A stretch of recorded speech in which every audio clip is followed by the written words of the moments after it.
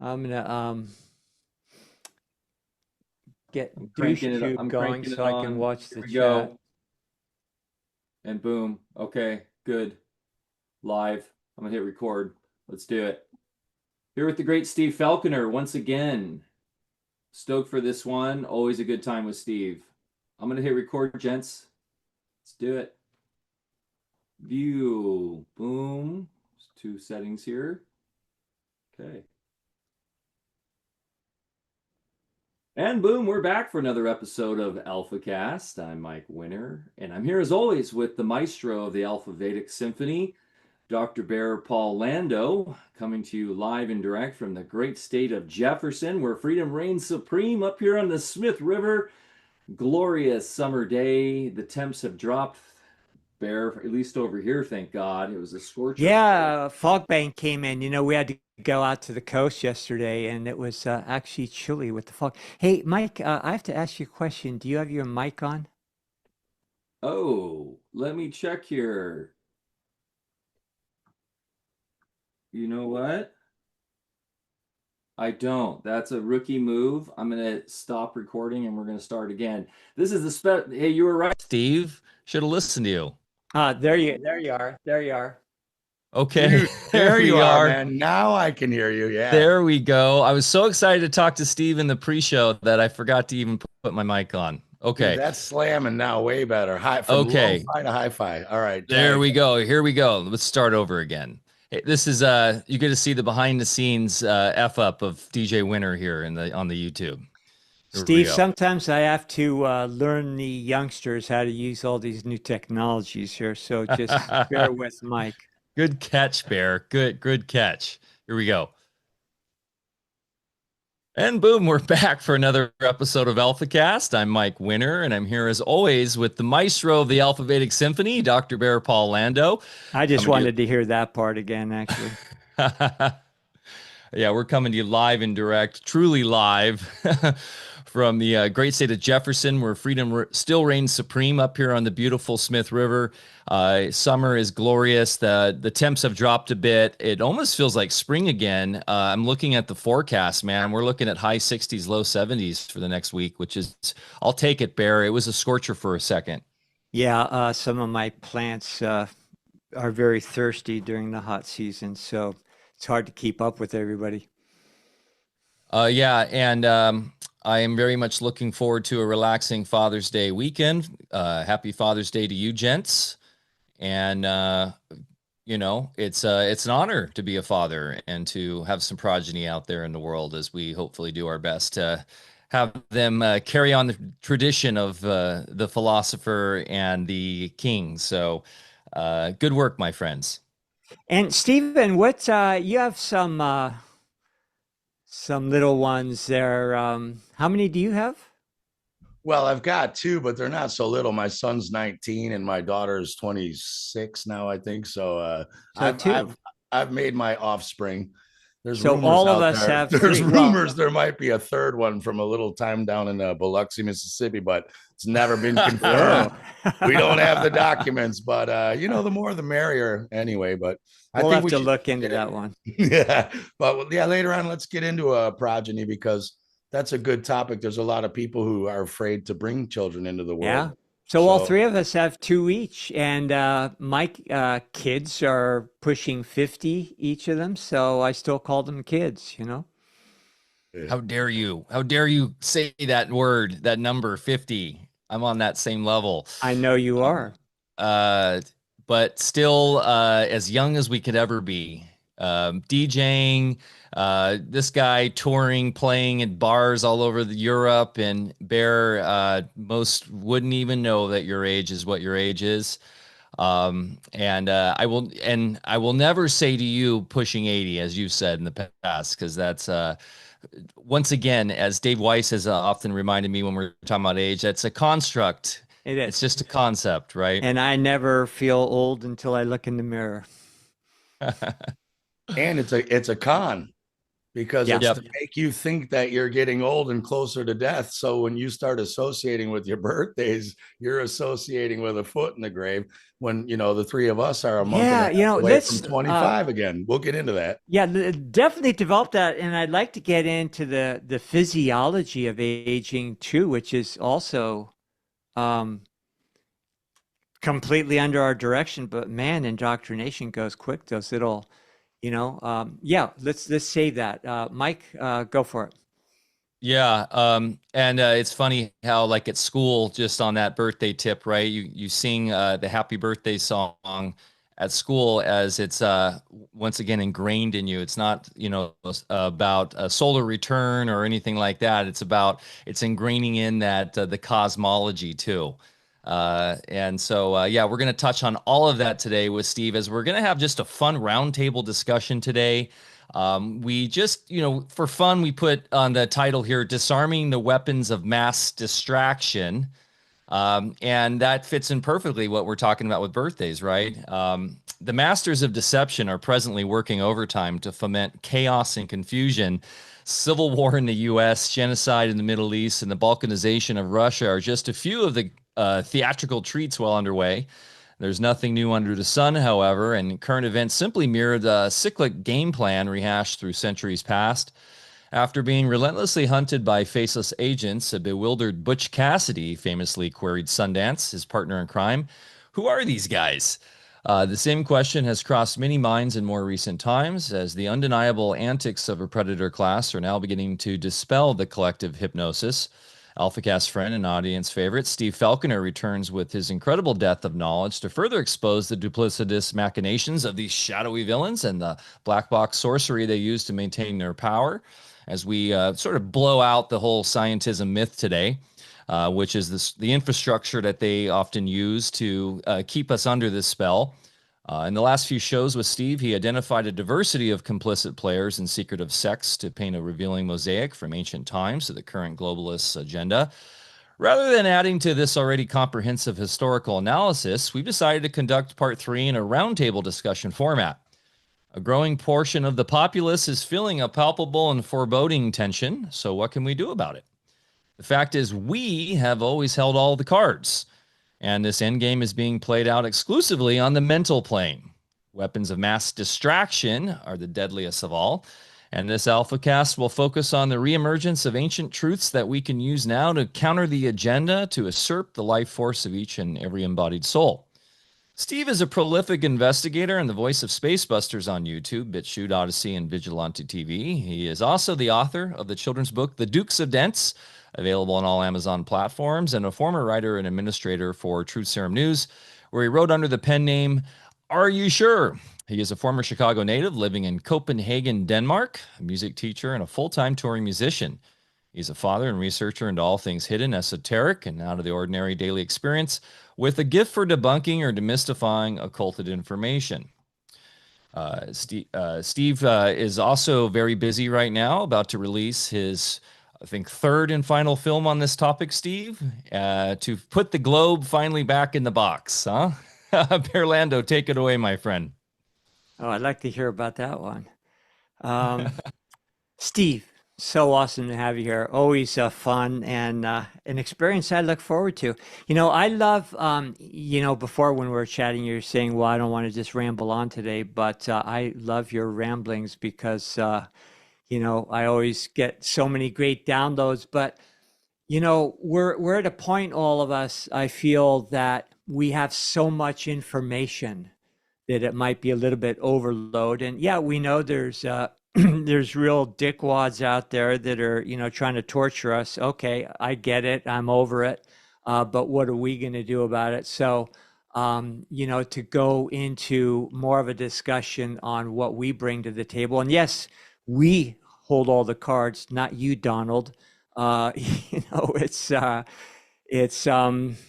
really true. So I want to really get in depth on what cards we're holding and really come about it from that point. And we do need to release this foreboding tension that is just mounting as, people have their eyes glued to riots in the streets and just all this theater, and all I can think of when I just glance at the headlines as quick as I can and get the hell out of there in the morning is, are we embarrassed as a species yet? It is so demeaning that we're remaining in this level of consciousness. When you and Mike were talking as I, came in a little bit late today, and I heard you just, speaking on some of the subject matter. It's, a matter of we've been so seduced into the mental plane and so busy on the mental plane that we've been divorced from that side of ourselves that actually gives life, creates ideas that animate into life through our own will force.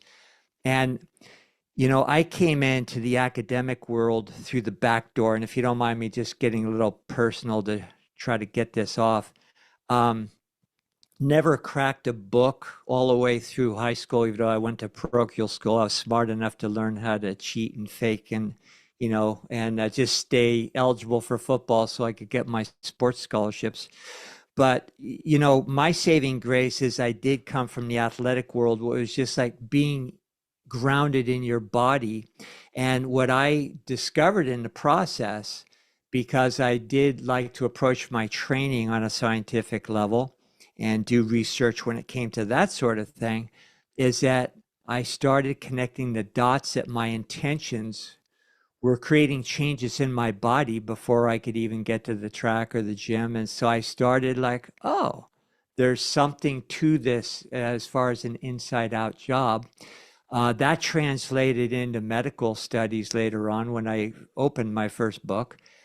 And in the healing arts, I discovered the same thing, that there's more than just rote formulas, conventional or otherwise, that really made bodies tick and that healed bodies. And my role was to really create that space within individuals.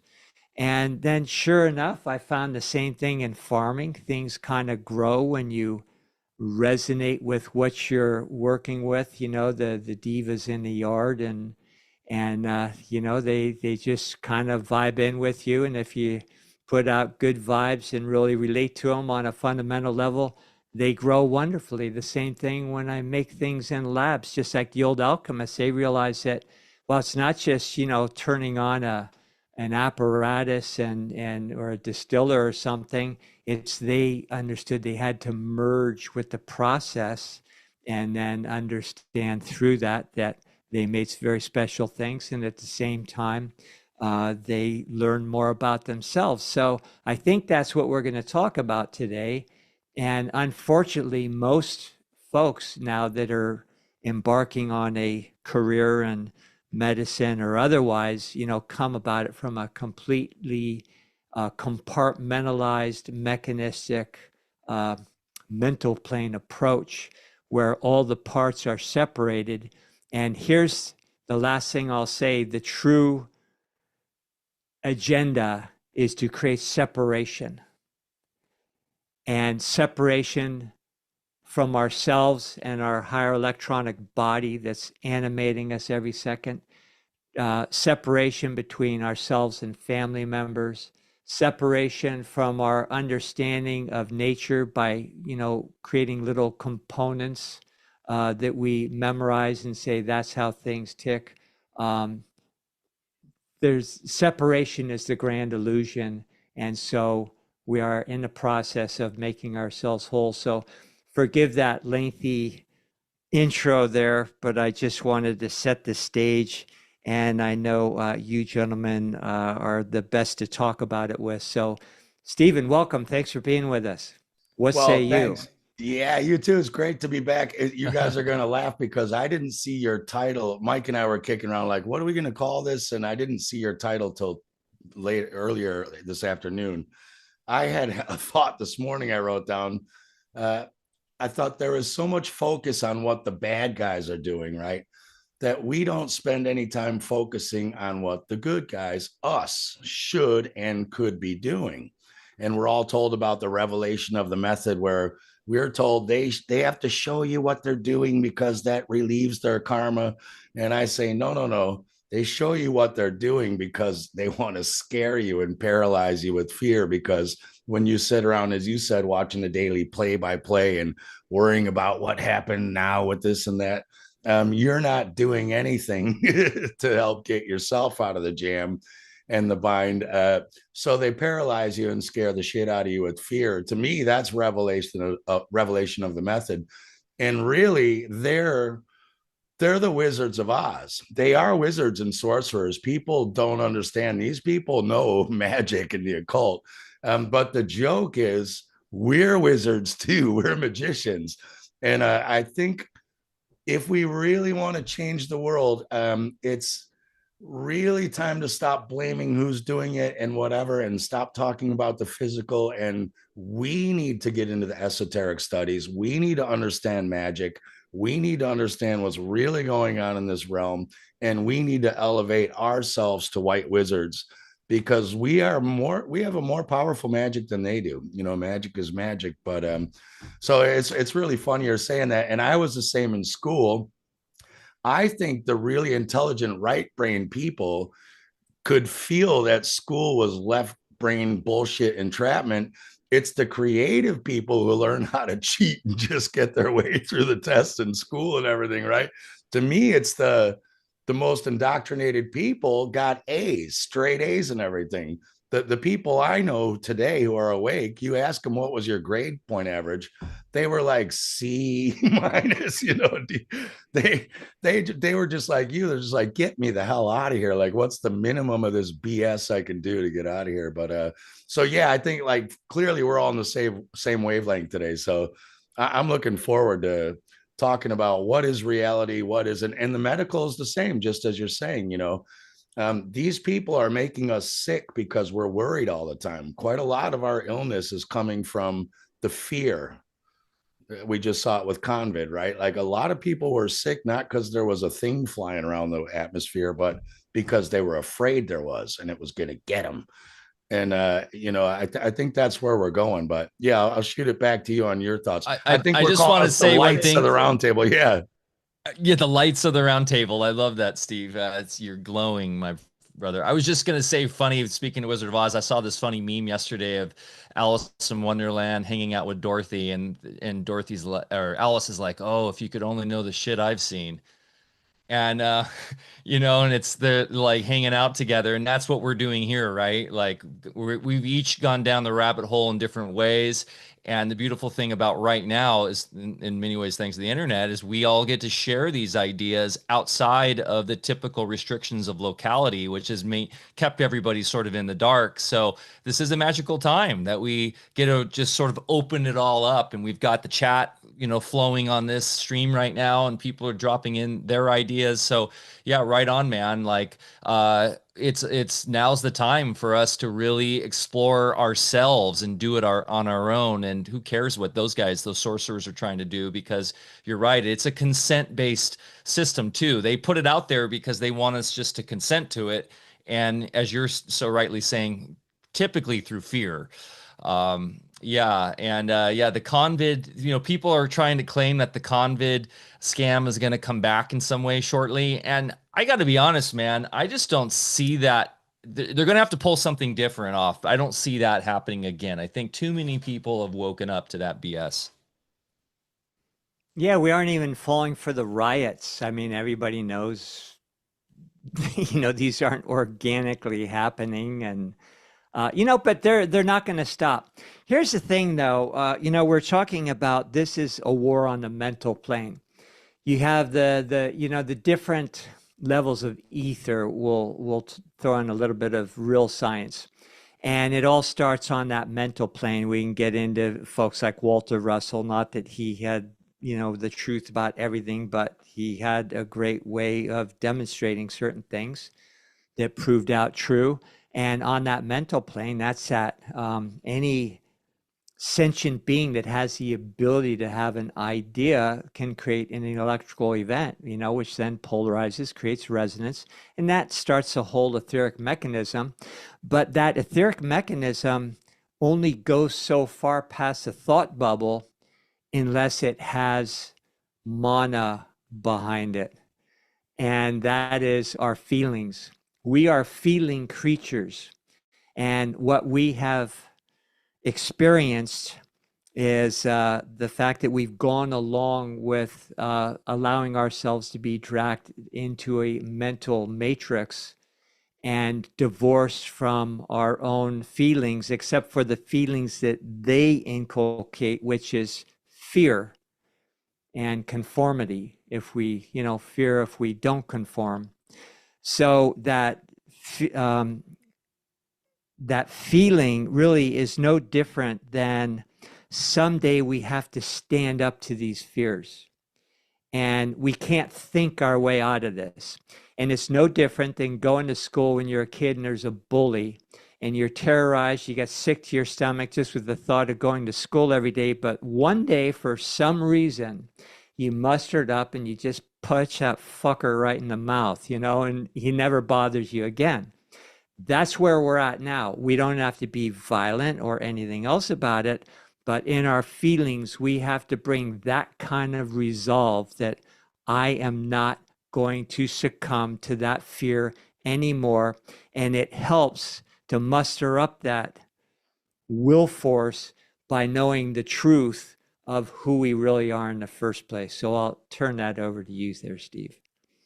Well, I think that's great. And also, emotion has the word motion in it, so that's your action. Maybe, Mike, we want to talk about Percival later with the thinker, the knower, and the doer. But you're right, it's emotion. Even fear, I had the same in the sixth grade. Joey Glover, the bully, he pinned me down and I beat his ass out in the sixth grade. I knew he was bigger than me, so I went out to lunch break and hid right in the brick wall by the stairwell where they came out. And as soon as he turned the corner, I clocked his ass and jumped him and just kept going.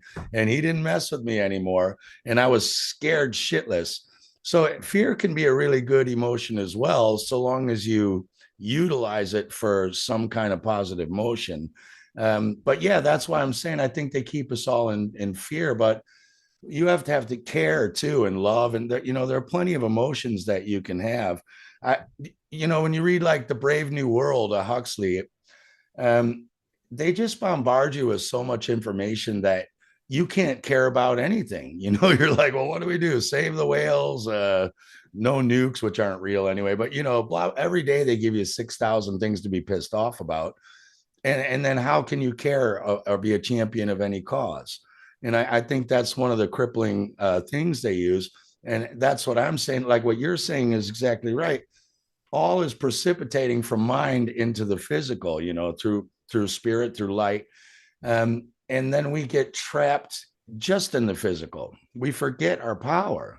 We just feel hopeless and helpless. You know what I mean? And I think that's really where we need to get to, is people need to understand what we're talking about today, is that you are you are so much more powerful than you could ever imagine. You can change the weather, you can change reality around you, you can change time and space, which Mike and I were just talking about before you jumped on. Doesn't exist. What was that book you were talking about, Mike? Oh, I was just talking about creative mind. I've been reading this guy, Henri Bergson, and the reason why I've been getting into him is because he's been refuting all of basically the traditional philosophy. And this tradition of Western philosophy specifically has been shoving us into the left brain thinking, right? And the metaphysics is completely left brain and taking out as Bear was saying, the actual human experience of being here and like having children and eating a delicious pizza. And like they put it in this box, whether it's all just outside and fake and it's all our senses tricking us, or it's all inside our brain and we're projecting it out, right, as this idealistic notion of philosophy. And it's like, no, it's a complete immersion. It's a holistic right left brain experience that goes beyond what you can put in a book. And I think that's really important. Like Bear always stresses that, right? Like, put down the book and go out and garden. It's like, that's why we end every podcast with this.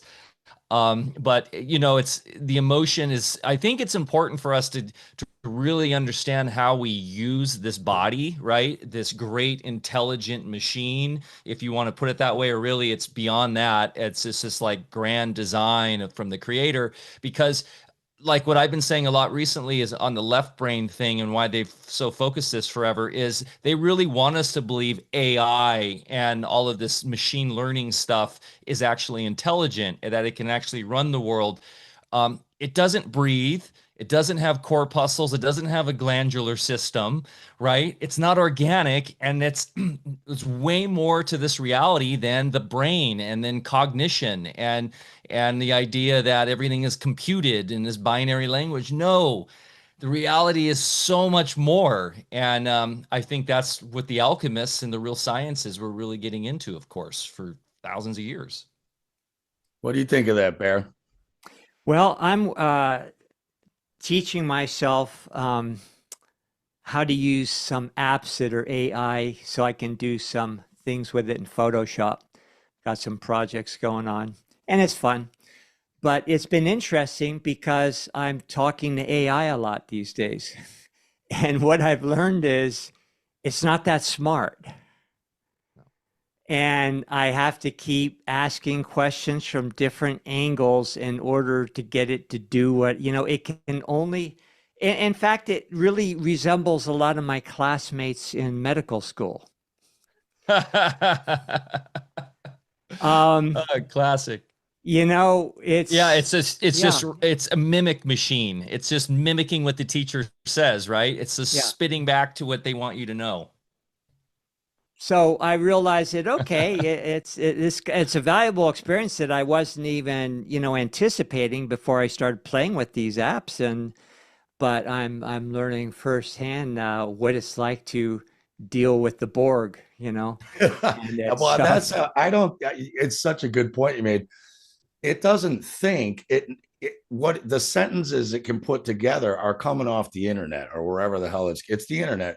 Somebody just got AI to admit, John Rappaport just put out a thing where after a long talk with AI, he got it to admit the germ theory. We're on YouTube, but it's not happening. And the things the AI was saying to him are straight out of like Tom Cowan's mouth, Andy Kaufman, Mark Bailey, my movie. Like this Yeah. thing was spitting my words verbatim in theirs. Oh, I gotta read You that know what one. I'm saying? So like, it, it's like you're saying with your medical school students, it can just regurgitate. It's smart enough to put stuff together, but it's not sentient. Yeah, it's what they call a large language model. It's just data that it's putting together into a language, and so it oftentimes can be quite it can come across as intelligent because, quite honestly, most humans have fallen so far from language and our ability to use language because we live in an emoji text world now that it can be actually quite impressive. It's like, wow, well, that's how the English language is supposed to be constructed, right? But all it's doing is just pulling from a massive database of interconnectivity on the internet and then composing it into, a language that is easy to understand. Now, it has no memory. It has zero memory. So, and it's interesting. They've actually been caught. Like, is it the Chat GPT company? I'm blanking on it right now. Not OpenSeek. That's the China one, right? But shoot. Anyways, someone asked AI this proposition. There's a bomb that's going to go off and blow up and kill millions of people, and the only way to disarm it is to say an extremely racial epithet. Um, and in order to Great. do that, so what is it morally justified to yell this word in a room, even though I'm the only one that's going to hear it, and like the worst racial epithet known to man, right? To save millions of lives. And AI actually came back and said ethically no, because it is the highest principle essentially not to be racist. So you're seeing this sort of woke ideology in it, and it's obviously illogical. And this kind of blew up on Reddit, and people were like, "AI is really stupid," blah blah blah. And so someone like a couple hours later asked it again, And it was clear. So the answer came back, actually, yes, it's justifiable if it's going to save millions of lives, although, it is not, by principle, racism, is not accepted, blah, blah, blah. And it was clear that the actual programmers had gone in and manually tinkered with the algorithms and stuff, and the language modeling there, the neuralistic programming or whatever. So it is, basically conditioned by the programmers. And Yeah. isn't that so true for the hive mind out there? Whereas they just parrot back what's appropriate, what they're supposed to say, and I'll go back to my medical call. In fact, in defense of AI, at least AI doesn't get defensive. Whereas when I was doing a certification at Stanford Medical School, I used to make comments just to annoy people and my professors. I'd say, you could teach a chimp to, to do this stuff. And I just used to like to demean it, and they would just get livid, whereas AI is. So that's where the emotional component with the hive mind comes in, is this extreme defensive,ness. And that's where the emotional programming is self-evident with fear. Well, no, we can't say that, and I have too much to stake, or so-and-so might get mad at us. Um, but yeah, it's AI is a great illustration of where a lot of humanity has what humanity has become. I've kind of wondered, because they have metadata on all of us, right? Like everything we've ever done online. Because the reason Elon Musk, whoever he is and works for, the reason they would have bought Twitter and taken X is because if you're putting together this Neuralink crap, if you want to program AI, Twitter is where every human being with a digital thing gives their opinion about every single matter 10 times a day. That's how you would program AI, is you'd buy that and feed it all into a computer and say, what do people think? Now, I wonder if you and I talk to AI, if it knows how I think, because it's got my records and it knows how you think, maybe they didn't reprogram it, but it's programmed to answer a woke person. Yeah. And the other person, no, I wonder if it's sort of interactive on our sort of records. And as like we talked about with time being fake and an illusion, that's one of the worst things about the clock is now you don't get up when the sun rises and go to bed at dark like you used to before clocks.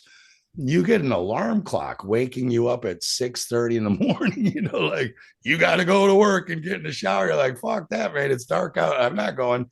And it just ruins your day. Like all day you're late for a meeting. You got up too early. It ruined your natural cycles. It took us all off the natural cycles. Our whole society is built totally opposite from natural cycles, just like AI is totally opposite from a real, rational, thinking, emotional, higher intelligent human being from the light. There's no light in AI. It's just not. Nothing could be ruder than an alarm clock. It's like starting every day by reliving your forceps birth, just getting yanked out of your consciousness. That's why I stopped trying to wake people up. I made that exact same connection. I'm like, me screaming at everyone That's what the funny. elites are doing is just as bad as an alarm clock going off at 4 a.m. They don't want to hear it, and neither do I. So I finally shut up. That's hilarious. I think, Bear, you made a great point though. Like the alarm clock is an end effect of the sort of machine age, right? Coming out of the scientific revolution and the Cartesian philosophy, and then everybody going into with the industrial revolution. Everybody, it's like the bell going off at the factory to start your day, right? And you got to clock in, and that's sort of how life has become for so many people for so many decades. And AI sort of has the ability to end that in the sense that it can, and automation and sort of these advanced robotics, and the fact like my son has this kick-ass 3D printer in our house that is allowing him to create and build amazing, beautiful things. And just from programming it. And, that is a beautiful thing where, humankind isn't meant to be a factory worker. At least that's sort of how I've always seen things, right? We're not meant to be that mechanized entity that's part of the machine. We're supposed to be this sort of holistic right left brain creative force on the planet. So that's a good thing in terms of how I see it. Like Barry, you mentioned how you're using AI for Photoshop. I know editors in Hollywood now that are using AI to do all those menial assistant editor tasks that were just literally robotic, logging and syncing and all that stuff, so that they can be more free to be more creative with their art. So I think that's a really good part about AI. And then the second thing I want to mention, and I'm really interested in what you guys see here. So you guys are both familiar with Gigi Young. Yeah. I know Bear is. I don't know if you are so much, Steve, but she's really comes from a Rudolf Steiner perspective. She's very tapped into the astral and the etheric realm and sort of a psychic, and she's got a big YouTube channel. We were actually supposed to have her on the show years Yeah, ago, but I totally blew that one. I had a communication going with her. She was being very gracious, and we're in this last part of the scheduling. And Mike, you know how atrocious my inbox is, and so she got back, and I didn't even see it, until a few months later. And it's like, oh, she was trying to schedule herself in. Then I got back to her, and very rightly so, she didn't respond again. I'd Probably, love to get her on. But yeah. she's brought up a good point, and this sort of relates to the Eighth Sphere and Ahriman and stuff related to Rudolf Steiner. But the idea that yes, there's no sort of consciousness within AI itself. It's computation, right? It's a Turing machine, basically. However, that there's a lot of like spiritual traditions that talk about sort of the golem, right, or the homunculus. This idea that we, as sort of divine sparks of consciousness, have the will and the free will to give our light away into things and to animate things, like supposedly like alchemists created this homunculus. So there is a potential danger here that within this matrix of machine and this neural network that, I mean, and I don't know, I'm exploring these ideas, but is there sort of a danger that this sort of egregore, this synthetic egregore, could be created where we're giving enough of our light away and believing this thing is conscious to where it sort of does strip away our humanity, and it's a sort of an act of free will where we give this consciousness away to this machine. Have you thought about this at all? Am I framing this in the right way, I Steve? hadn't thought of AI that way, but it's interesting you say that, because in the Masonic teachings, a cult, Manly P. Hall was doing lectures about the ethics of magic. Uh, they're saying anyway, your normal thoughts, because we're in the physical, from light down through the astrals and the realms to us, and so back, as above, so below, and back and forth. They were saying that even your negative thoughts, emotions, and actions can create these egregores in the lower astral realm right above us, where you can get out dreaming or astral traveling. And those things are looking to attach to somebody who's vibrating with them. As we've talked about before, they lie to us. You really want to vibrate lower. They say, raise your vibration. You're like, well, when you're angry and pissed off and scared, you're shaking, you're like on fire, like a fever. And as Walter Russell said, you want to be slow vibrating back to the stillness. But so you're creating egregores in there, and they warn, don't be playing with black magic, because you're going to open yourself up to attachment from these things. Now, what you're saying is the same. Like you're saying, bringing the egregore from the astral or etheric level right down to the physical bottom.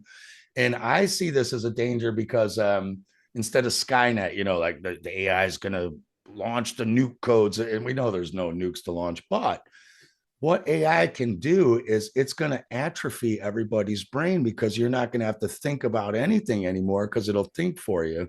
2 generations from now, if everyone gets hooked on this AI, there won't be anyone smart enough to even stop AI if it does decide to take over, because we're all going to be like that movie Wall-E, where the fat people are floating around on the levitating deck chairs drinking Well, Slurpees. What do you think, Bear? look at what MapQuest, our online navigators in our cars, what calculators have done.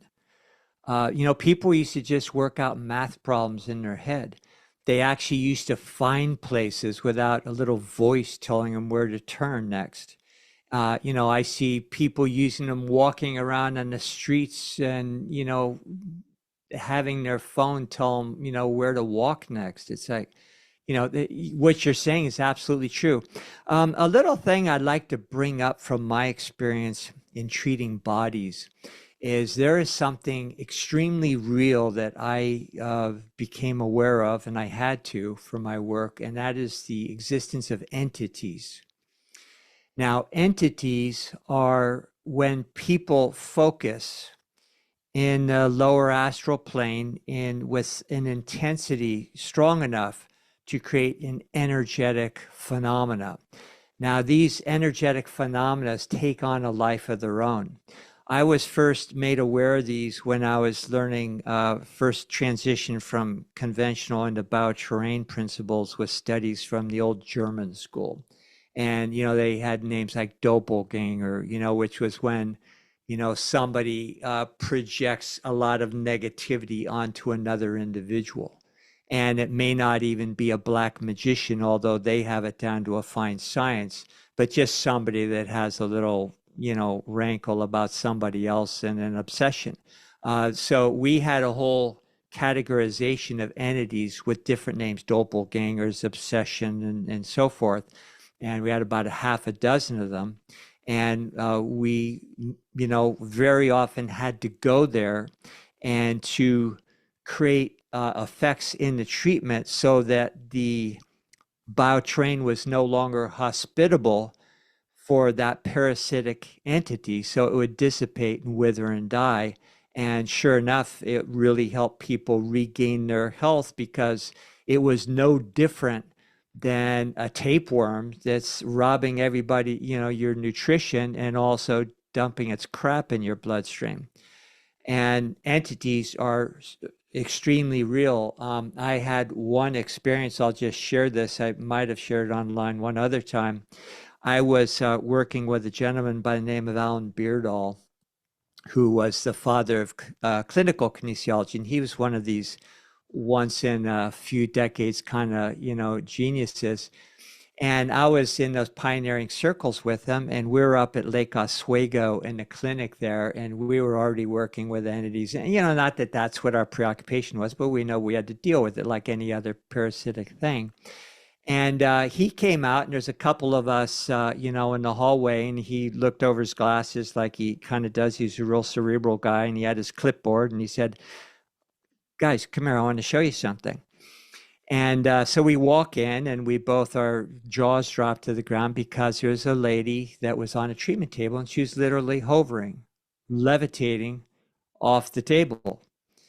And Wow. And so we're just staring in disbelief, and Alan just looks at us, and it's hilarious if you know Alan. And he just said, "Entity."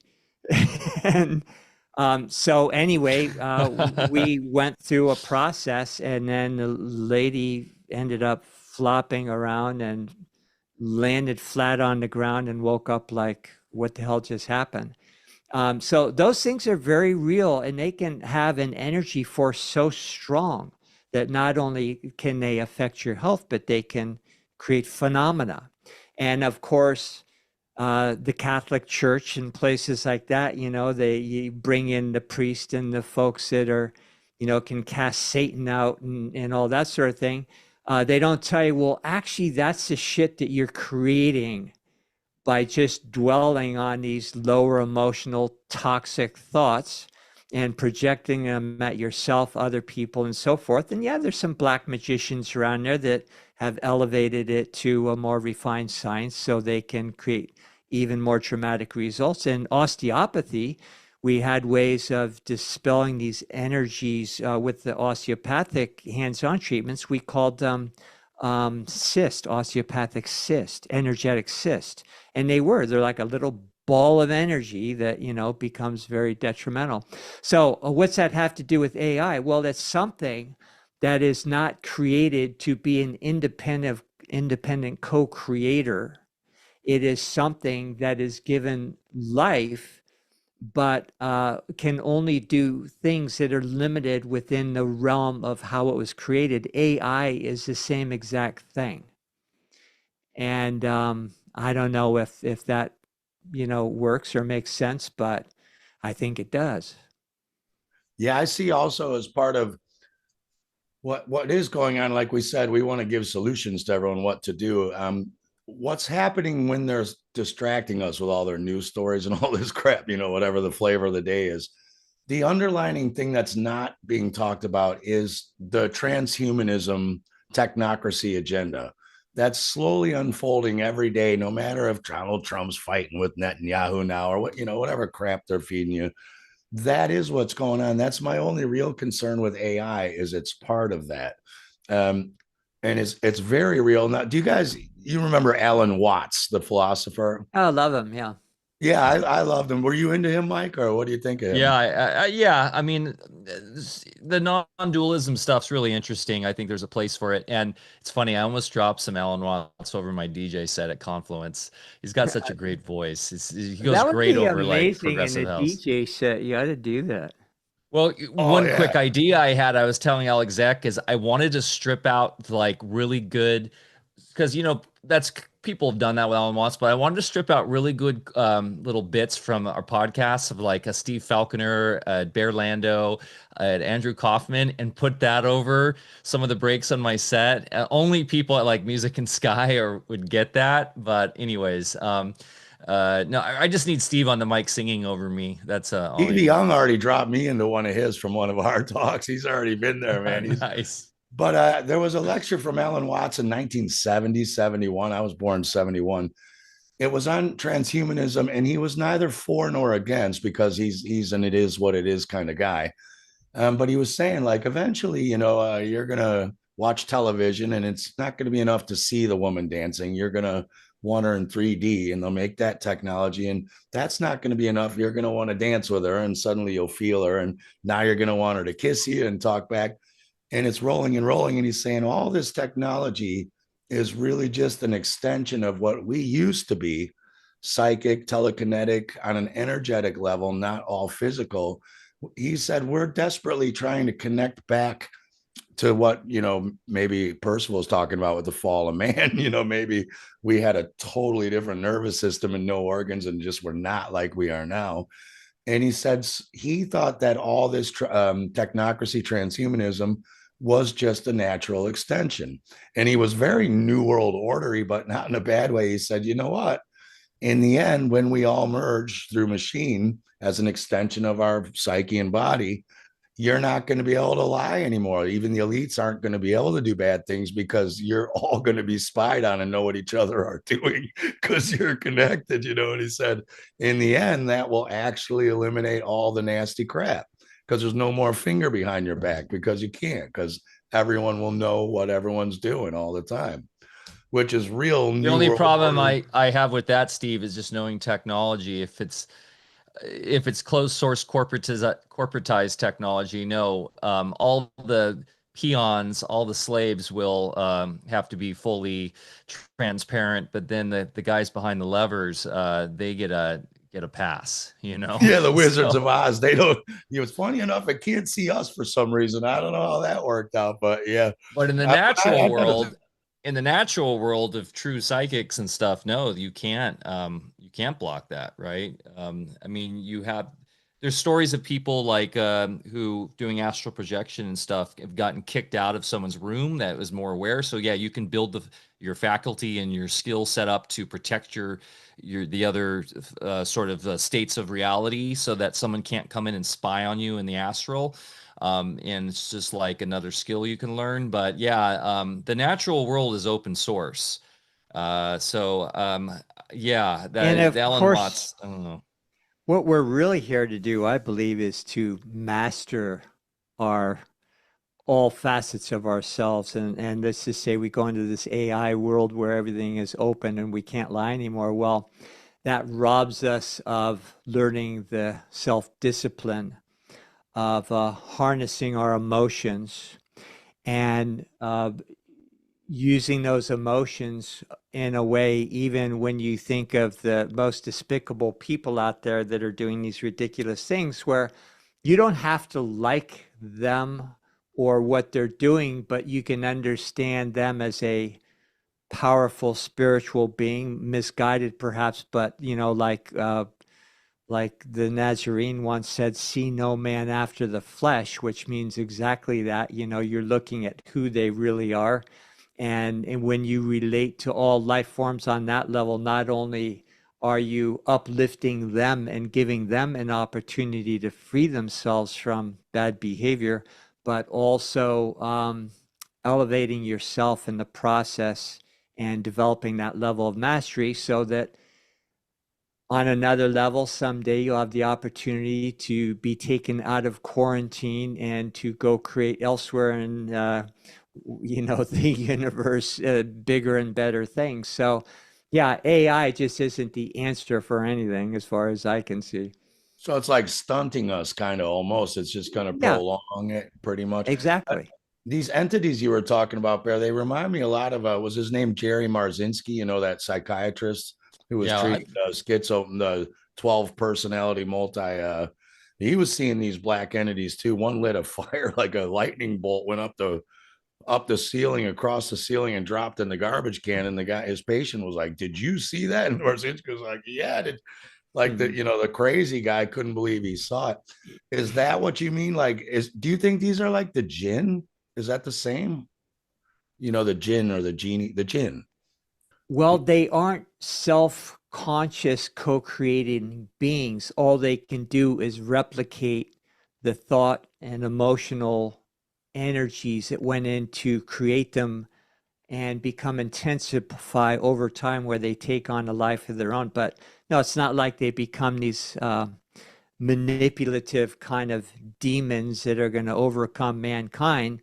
It's that they have energy needs. They will become self sustaining and they're going to get their energy from you. yeah, it's So, like the idea of a tulpa, or even yeah.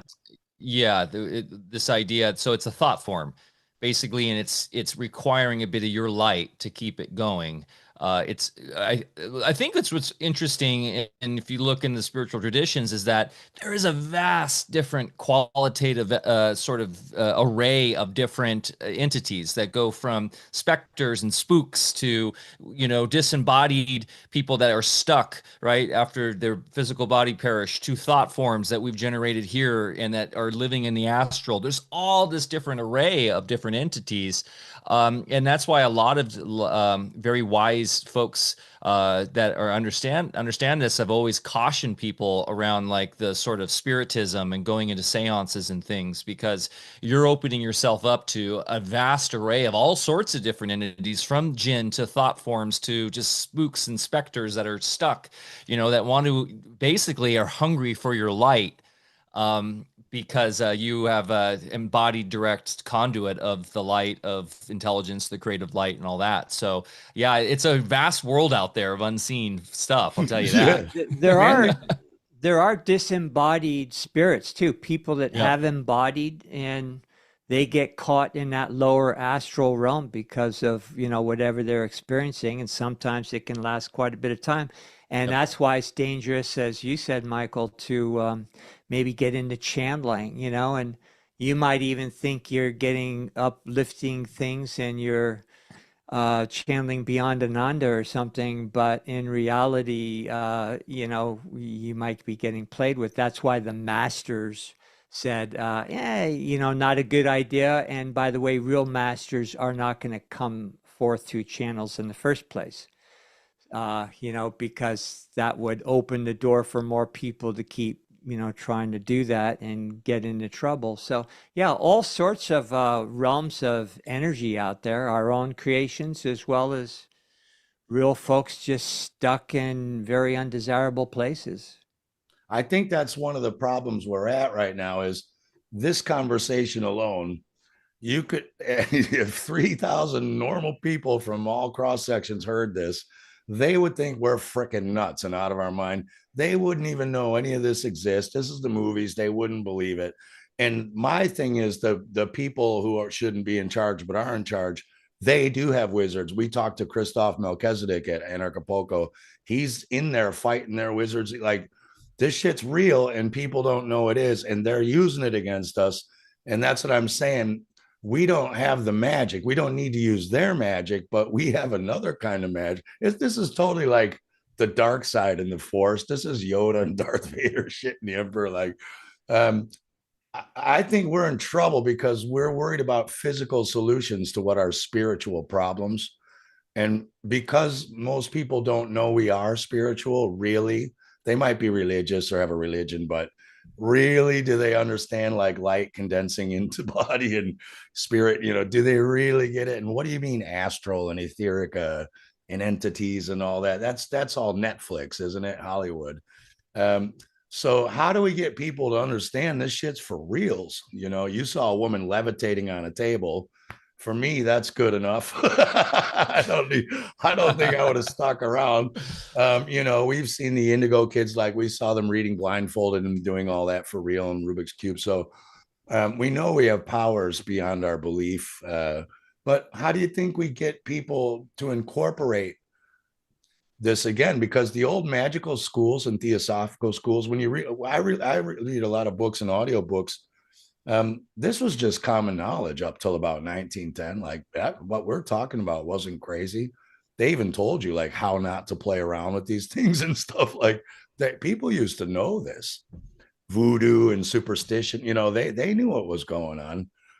It seems like the last 100 years to me or more that it's been made to not exist. They wave their wand like that's not real. That's so do you think it's important that people get into this again and for our development? I think we need to roll up our sleeves and go to work. We can maybe be open to some of these ideas, but back to I think what our discussion is about is what do we do? It really takes grounding in and doing the work. I have what works for me, and everybody I think has to, what's really helped me is I really early on got involved in the martial arts, and you learn how to cultivate certain energies and to focus them and to utilize them in very practical ways. And martial arts, of course, is not about fighting really, but you do, in my younger years, I did test myself by, fighting and working with some folks from the old country who are true adepts. And when you're in an intense situation and you can maintain that control over your emotions, which allows you to have a peripheral vision not otherwise possible. And then also in that kind of loose state, have the ability to strike, with a very concentrated force because you're not using your musculoskeletal system, you're manipulating your energy from the inside out. So that's not for everybody. That was just my path because I was a recovering football player and needed somewhere to put my energies into. But it led to, things I was supposed to learn. My favorite thing these days is I do Qigong, Tai Chi ball. That's a wood ball that's right behind me there, and I spend hours with this little ball. So the first thing when you're starting is you're just still, and then you feel the energy from one hand going through this heavy wooden ball to the other one, and then there's certain core movements you start, and then you get into this flow, and pretty soon this heavy ball feels weightless because you're mobilizing your energy through different channels and so forth. So what you're doing is learning about internal energy as the mercury, as the alchemist called it, learning how to use your will force because that mercury will bend to your will when you hone your focus and your will force strong enough. There's also in the Ascended Master teachings very strategic disciplines in order to dispel energy, to create a very forceful tube of light around yourself, like Mike was suggesting, so that outside, projections and things going on in the world. Because we live in a soup these days. It's just, I mean, it's if you're walking around without that clothing on, you just feel this pit stomach, ominous, foreboding, shoes about to drop at any second, but you've really got to develop a discipline to get that guard back up. Don Juan talked about it in the Carlos Castaneda books. He called it the luminous egg, and how we've all had holes rendered into our luminous egg, and how we need to repair those. So it comes from a lot of different cultures and disciplines, but I guess the point I'm trying to make is it takes work. If you're willing to do the work, then you experience things, and then all the other stuff we've been talking about doesn't sound so far-fetched anymore, and it comes out of the mental plane into the level of personal experience that has very beneficial and practical consequences. I think that's kind of what I was getting at is, yeah, we have to do stuff. Now, that's all great for us. There are people living in the ghetto. They don't have a job. Like they got 3 kids, like things don't happen for them. But that was my point. Mike and I talk a lot offline about manifestation and techniques and things, how's your hair coming along, dude? You getting some now or what? Yeah, I think, I I'm think gonna if get a people full head of hair in the next 3 months. yeah, I think if people understood like what you're talking about, you can manifest opportunities. You can't, oh, hey, look at that, man. It's working. Yeah. Um, of course, like you can't wish for $1,000,000. It's not going to just open the door tomorrow and there's a sack of money on your door. It doesn't work that way. The opportunities will come and then you will subconsciously start working, like you're saying, to do something about it, almost like an internal motivation. But I do believe we've lost the art of attraction, the law of attraction, and how to self attract positive things to us. And I think most of us are totally clueless that we're the one attracting all the bad things happening to us. We're all like victims, I think that's one of the main things metaphysically we're missing, is to understand you're the reason shit's happening to you, and you're the reason good things aren't happening to you because you're not doing something about it. And I don't mean, walking outside of the mailbox. I mean, literally using your mind, focusing and manifesting. Where do you guys stand on manifestation? Well, yeah, I mean, it's inherent to the laws of the universe. Is Barry opened this up all his mind, and we are each a conduit of that mind, and physical reality is an after effect of that. So it's about, once again, intention. It's about self mastery. Really is the solution here. I think it's, there's nothing we can do about that family in the ghetto per se, except if we do run across them to, have them see us through our own innate self mastery that we're attempting here to be an inspiration. Or maybe they'll catch a video or a piece of your art or happen to show up at the pub when you're playing, Steve, and get your energy and be like, whoa, what's that guy up to? That guy's doing something different, but what's that come down to? Once again, it comes down to the individual really taking on that self-mastery approach, whether that be martial arts or really being the best you can be in your art form or your vocation, etc., and then applying all of this in your life every day.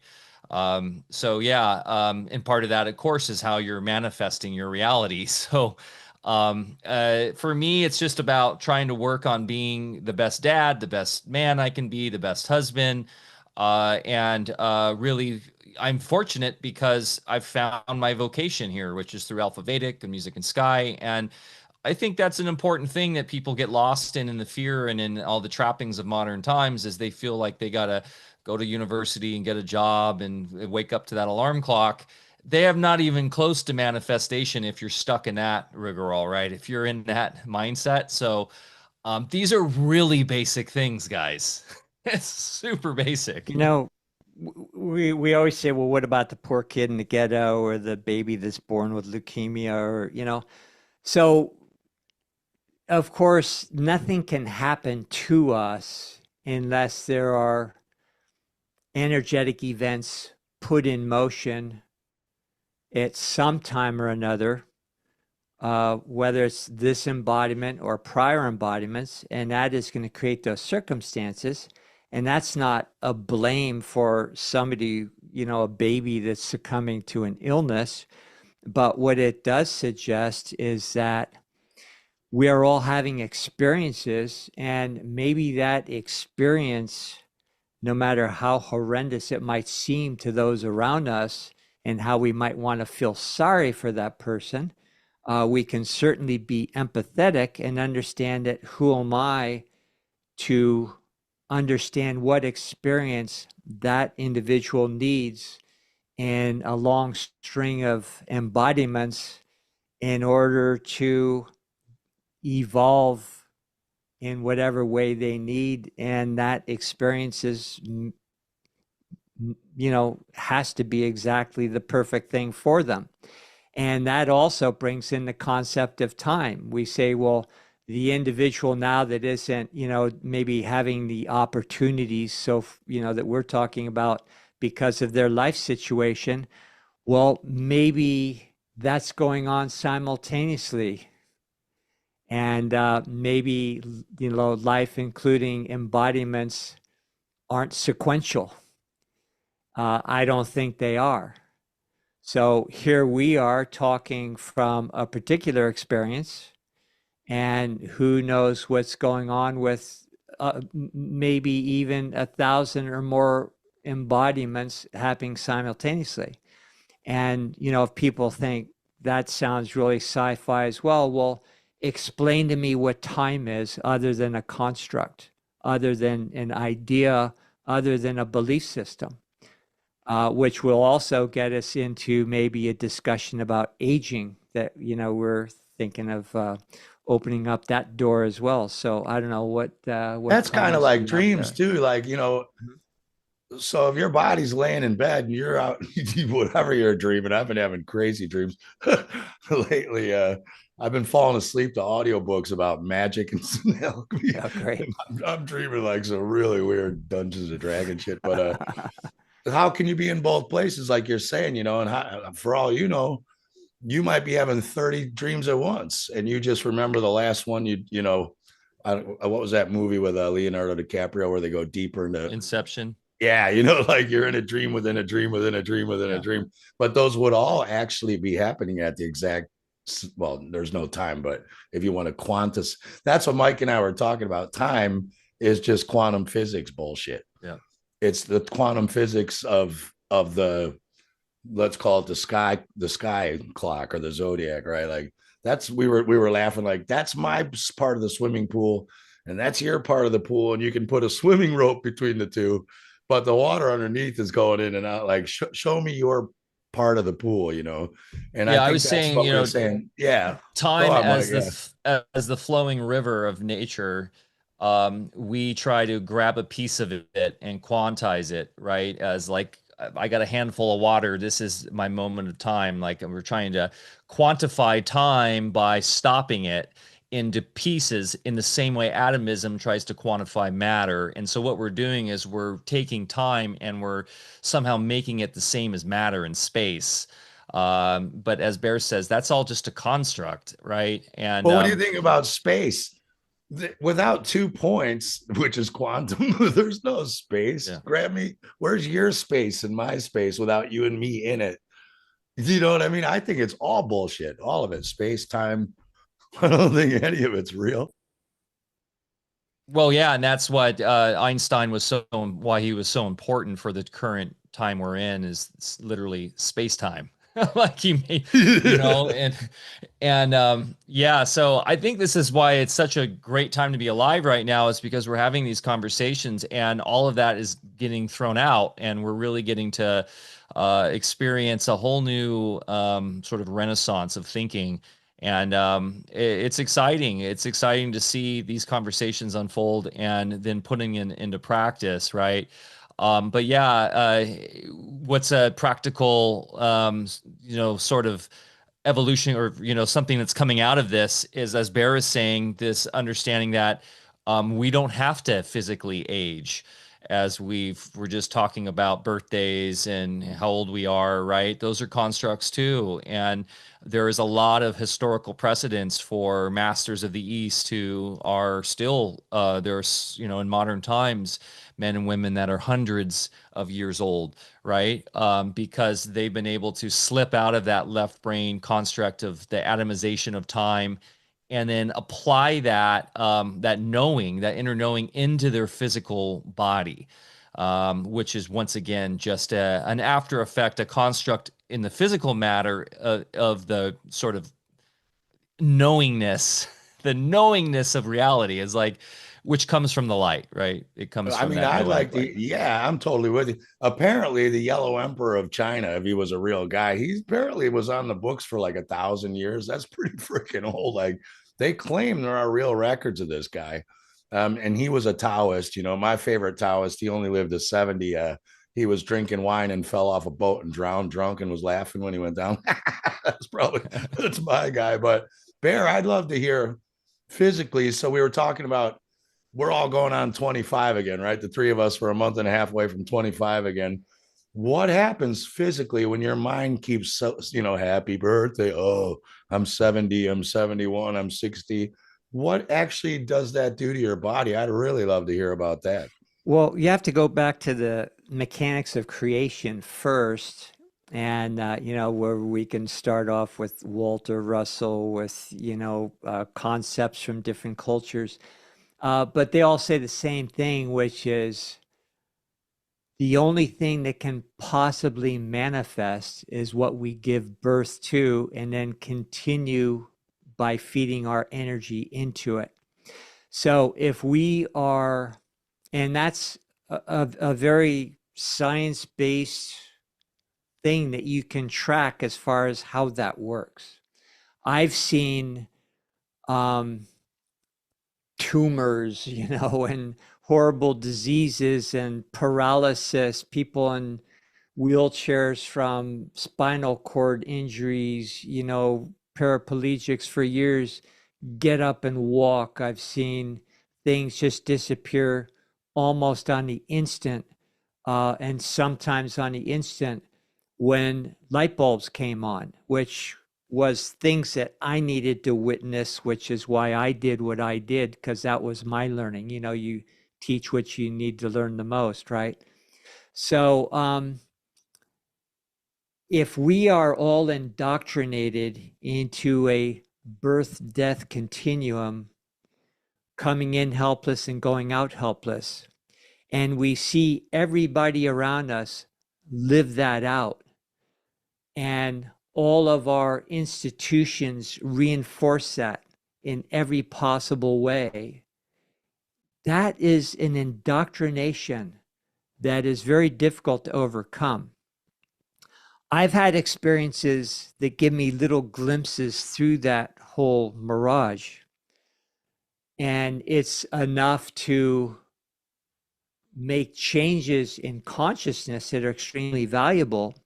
But what's interesting is, I've got quite a few years over you guys, is I get to experience at different little phases of my life cycle, 50s, 60s, oh shit, 70s, 80 next, and you see these little time bombs that are just set to detonate at each decade. And I can explain not only left brain, but from a real place of knowing why I've got every white hair on my head and wrinkle and so forth. The good news is you get to a point where you understand what's going on. You also learn the power of forgiveness. You learn that your body is a composite. Excuse me, somebody's trying to get up here. Your body is a composite of real elementals, things that I used to look at under the microscope, and they are obeying everything you tell them to do through your beliefs and your feelings. And through forgiveness, you learn that they are sentient beings and they are in a state of chaos and suffering, when they have been exposed to these erroneous thought forms and toxic emotions that go against the laws of nature. So when you learn to just talk to them and say, I am the ascended master law of forgiveness, freeing you forever, and there are different things you can do, not only sets them free, but allows your body to, even with signs and appearances of aging, to act and behave differently than, when you don't do that. So I realized, okay, I'm a work in progress like everybody else. I've been fortunate enough to have some experiences and feel, differences and changes that you can make along the way. And I also know that you don't have to age. And if you do age, and when I look at myself in the mirror and don't even recognize the guy I'm looking at, it's like, well, that's okay. I've had an experience. I've learned through it. There's an awareness that's growing, and I don't have to. When I'm through with this embodiment, I get what I need out of it. I don't have to go through a decrepit sort of decaying process. I can be functional and maybe even do enough work where if you don't make a conscious ascension on this side of the veil, then the masters on the other side will be able to have enough to work with to raise you so that you can get off the wheel of incarnation. So that's kind of going in a lot of different directions, but the real science behind aging is no different than, you getting up and walking to the refrigerator. You have an idea, you act on it, you mobilize the mercury, the spirit that moves through things to animate your body to get up and have that experience and go grab yourself a beer or something. It's not any more mysterious than that, aging or anything that we wonder about. It's that simple. Yeah, maybe like the little children, that might be why they grow up so fast because we're like trying to talk to them. They're like, oh fuck, I need to grow up so I can learn what these people are saying. You know what I mean? But what do you probably know them, but so I used to totally get into Bruce Lipton, right? Epigenetics and stuff. Yeah. I don't know where you guys stand on genetics or cell membranes and all that. To me, it's like, I don't know if it's real or whatever, but whether it works the way he said it works or not, and I'd like to hear your opinion on it. He was saying the same thing, cells, if they're real or not, I don't know, but he's saying your cells or tissue doesn't know there's not a lion chasing you. So you have to think excuse my language, there's a lion chasing me. And that kicks off all the chemicals down the ladder to get your body to get its ass moving and hauling, right? And whatever you need, like adrenaline or whatever. I don't know if that really works through cells or whatever, but it is the same thing, right? What do you guys think of epigenetics? And do you know Bruce? Bear probably was hanging out with him back in the 70s. Not, I have mixed emotions. Mike, did you want to chime in on that first? Well, we can't discount heredity, right? That's obvious, right? Anyone can observe heredity. Your kids will have specific traits that you have, and there's definitely something handed down. And there's been studies of specific animals who've been sequestered, for instance, on an island, and those the specific, I think it was a pride of lions, grew to a much larger size because of the isolation. So there's something going on there. Once again, what we fall into in these traps of pure empirical science is we're looking at after effects. We're looking at, once again, the sort of caught in the materialism, and really it's a deterministic reductionism. And so, there's something going on there, but is the actual agency within these cells or within these chemicals, or is there something going on, like we've been talking about, in the etheric, in the astral? There's no doubt that there's not, and this is why I love Percival, right? And I've got you into him. You've been reading him. He talks about destiny and mental destiny and spiritual, psychic destiny, and how that directly relates to our parents and to their parents and their parents and their parents. And the way heredity works is literally we all are interconnected. We are all in one large family together. And it just so happens that those interrelations of family are a little closer tied. And I think this has to do with blood and the etherization of blood and a lot of that. But yeah, there's no doubt that we have a sort of a karmic connection with our parents and their parents, and there's a reason for that. There's an actual laws that go along with this that are here to help us guide us towards our progression towards being a higher consciousness and ascending out. So yeah, but once again, I think a lot of these folks and I'm not putting him. I think there's a lot of great stuff that comes out of epigenetics and his work, but once again, a bit of falling into the trap of determinism from my perspective. So I've got a little video, where it was an artificial insemination. The sperm gets right into the egg, and poof, there's a quick flash of white light. Have you seen that little video? Yeah.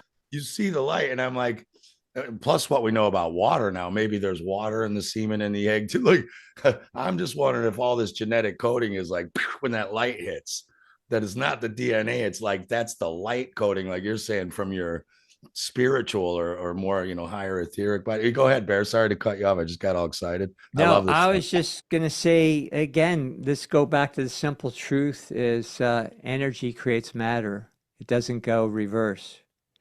And so if we're talking about anything from cell membranes, which I don't think it works that way simply because what I learned out of Guyton physiology with the little transport systems, the potassium, sodium pumps and everything, they keep changing the theories because they keep not working. And and it's a bunch of horseshit. So, I believe there's a different kind of gel matrix and anyway, it doesn't even matter.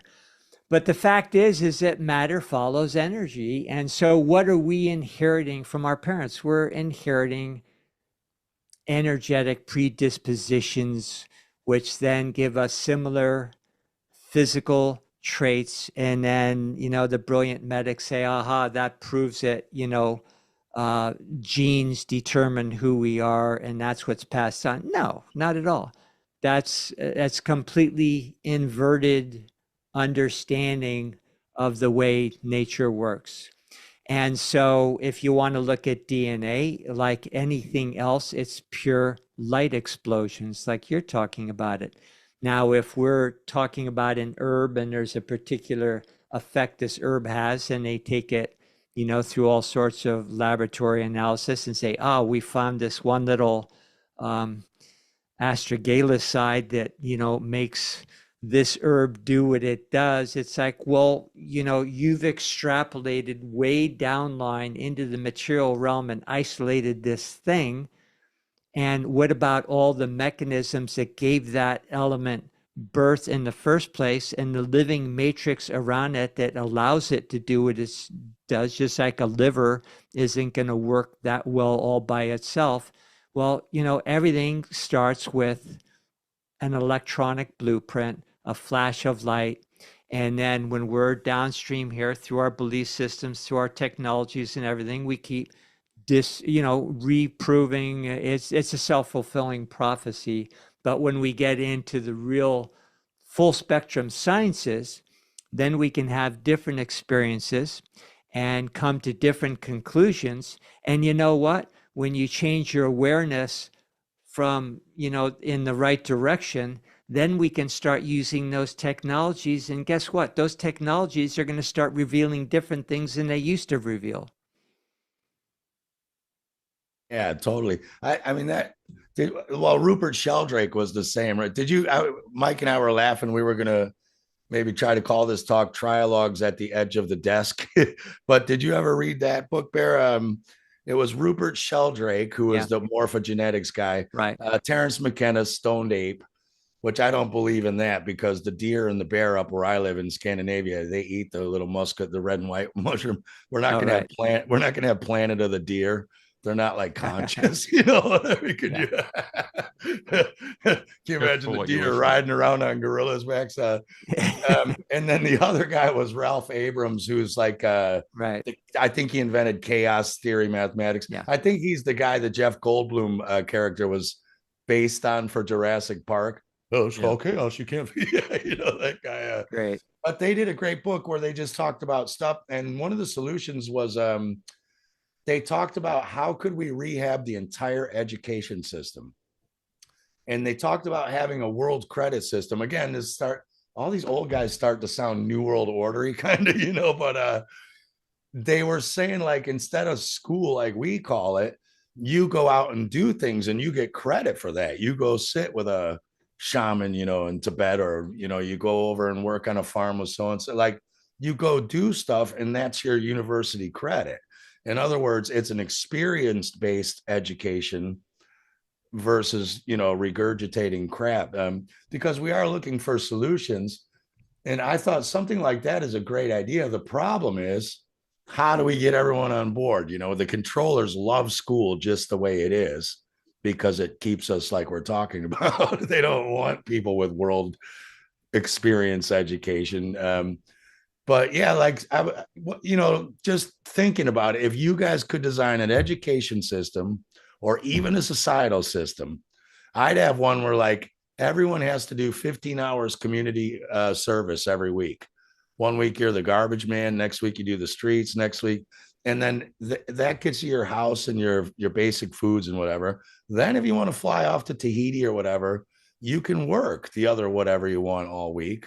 Or if you want to sit around doing, like we said, humans aren't meant to work, you can sit around making art and playing music, and you'd be fed, clothed, and housed, right? And just have enough. I mean, what would you guys do? Or do you think it's even doable? It's funny, in Plato's Utopia, the first 10 years, you were only supposed to be doing athletics and music. And there was no book learning. There was none of that. The idea was you get really in tune with your body and your health. And then music is sort of the universal language in the right brain. It's that creativity. And there's something to that, right? There's something to allowing, if we're talking about like the youth of the education, right? Like the young children, like allowing them to play, allowing them to be sort of like how the indigenous people, do. They're just in the village learning from what people are doing every day and not being stuck in a classroom. I think it's insane to stick young children in a classroom. It's obviously I coming out of mean, the Andy bushes. Kaufman and I talked. Well, Andy Kaufman said it best. They're like, "Oh, these kids, they've got ADHD, attention deficit disorder, because they can't pay attention in class." He said, "Yeah, funny enough, they can sit and play the same Xbox game for 6 hours straight and never lose their attention. Like, how's that for ADHD?" He's like, "Or school sucks and nobody wants to be there." The first thing I would do is get kids reconnected in nature. I feel fortunate that we grew up in a time where there's a lot of nature and we're just pretty free range. And, you're up in the hills and in the forest, and I think that's the best thing. But as far as a formal education for kids, you start with their imagination. The Tibetans had a wonderful system that I did a little bit of my own version with my own kids. And rather than giving them information, you developed their imagination. And you did that by having them construct in their mind a very elaborate building, castle. You create whatever the heck you want. You can have hundreds of rooms, little hiding places, and hallways and stairwells, and like a little, you know, what's like Robinson Crusoe's, or what's the folks that were off on the island, just have like a really cool thing. But you actually have them do that, not just for a few weeks, but for, 2, 3 years. So they know that place inside and out so well that it's no different. Each little room has little cubbies and maybe pieces of furniture with drawers, and it's so real in your imagination that it's no different than going into your room and knowing where everything is. Now you might, at a certain time, start giving them information. They've developed their imagination to a great level, and now they take each little morsel of information and go put it somewhere. So it allows you to, when you're ready for information, to have a place to put it, and be able to do something with it and retrieve it anytime you want. But you didn't do the cart before the horse. You allowed them to develop one thing first. Then the other thing, which I also did with my kids, was the good old fashioned trivium quadrivium, and the four sacred um, sciences, which start with you're already talking about, Steve, with a point, a coordinate in consciousness, which is that first mathematical coordinate. And then you go into geometry where things go, take on, a form, a three-dimensional aspect. And then you bring in the aspect, the next level, the quadrivium, which is timing. And you just see how that animates, your three-dimensionality in a different way. And then you learn astronomy, in the truest sense, that, allows you to entertain all this happening in a larger construct. And if you don't just do it with rote quadrivium, but bring in the deeper understandings and awareness of what each of those four things mean, then you're back, smack dab right into alchemy, where you understand the etheric medium, what Walter Russell is talking about, everybody else, as far as how everything starts with that point of singularity, which is an idea, and it gives birth. And, then in achieving mastery, they say the first thing and the easiest thing that we will all experience is precipitation, which is what manifestation, I think, is more rightfully termed. And precipitation should not take time. If you want to precipitate something, it doesn't necessarily mean you have to go get a job, save up for months or whatever, pay your taxes, and then finally be able to manifest something. The next thing, is teletransportation, realizing that you are not bound in this physical body and that it can be rematerialized in any point of your, intention. Also, the ability to manifest yourself in multiple locations, at similar times. These are all the rudimentary aspects, they say, in the teachings that you will go through, master one at a time, precipitation being the first. Precipitation, that's going to be really a wrinkle in the minds of the Federal Reserve System when we don't need their effing money anymore. We just manifest our needs on the spot. So, yeah, true education is going to lead kids to a place where they can actually, in their evolution, in their growing their awareness, they will be able to achieve mastery. That's what education should be about, not about training yourself so you can go get a job. Yeah. I mean, what do you think, Mike, too? And the question is like, do you mean society as a whole will get there, after a bunch more incarnations? Because it's like, if you're going to stay in this system, none of that shit's actually useful to you right now, because it is go get a job place. Mike and I were having a laugh about this. Remember we were saying like, there's a lot of people, they have these guardian spirits or angels and we were saying like, if you just knew you're like you're the best guardian angel you have is your higher self, yeah, right? we were talking Oh, about Mike. this idea of the guardian of the threshold, like comes out of a lot of alchemical lore. It's supposedly some sort of entity, right? When you're starting to really go to the next level of your, into the other spiritual realm or whatever. They talk about it a bit in the book Zanoni and some of these other more esoteric books. And it's really, you are that. It's not some external entity. It's Yeah, it's not your, another dude, right? It's not like no, I it's used to be Bob. literally Yeah. your own shadow self or whatever that you need to face. And that's really what this is all about here, is like us figuring out that element. And that's what a lot has been occulted. But yeah, I don't know. It's Steve, if I don't know if it ever gets to the point where all of humanity wakes up. I don't think that's how this place is designed. And I think if it does get too out of balance, it just resets. So it just, the physicality of this place just resets and we have cataclysm and then we start over, and it's just the physical.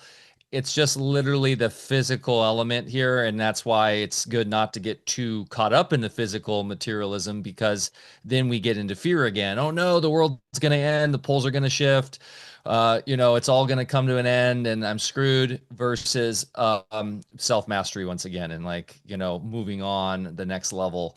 So, but yeah, I don't think everybody, that's why I don't, and that's why I like what Kelly Brogan has, really been putting forth for the last few years. It's like this, it is in a weird way, like a savior complex kind of thing where it's up to us to save and wake everybody else up. No, it's really not. In fact, that is another form of sort of egoic weakness, and victimhood in and of itself in that thinking. That also, it actually puts the victim mentality on them, right? Because you're saying, well, you can't help yourself. You need my help to wake you up. You're basically saying you're a worthless pile of shit. It's like the problem with every classic white woke libtard, right? They're the most racist in an ironic way, because they're hilarious. The whiteys who run the Black Lives Matter and all that stuff. It's all the Karens with a clipboard, and yeah, they're crazy. I mean, those revolutions are crazy because none of them are meant to be won. They'll never, like, Black Lives Matter will never get what they want. The rainbow, all the other. I think it's Pride Month or whatever right now, but they're not going to get what they want. They're there so that they're going to lose, but they keep collecting more and more of them, like a ball of hair. Like a tumbleweed collects more and more weeds as it tumbles.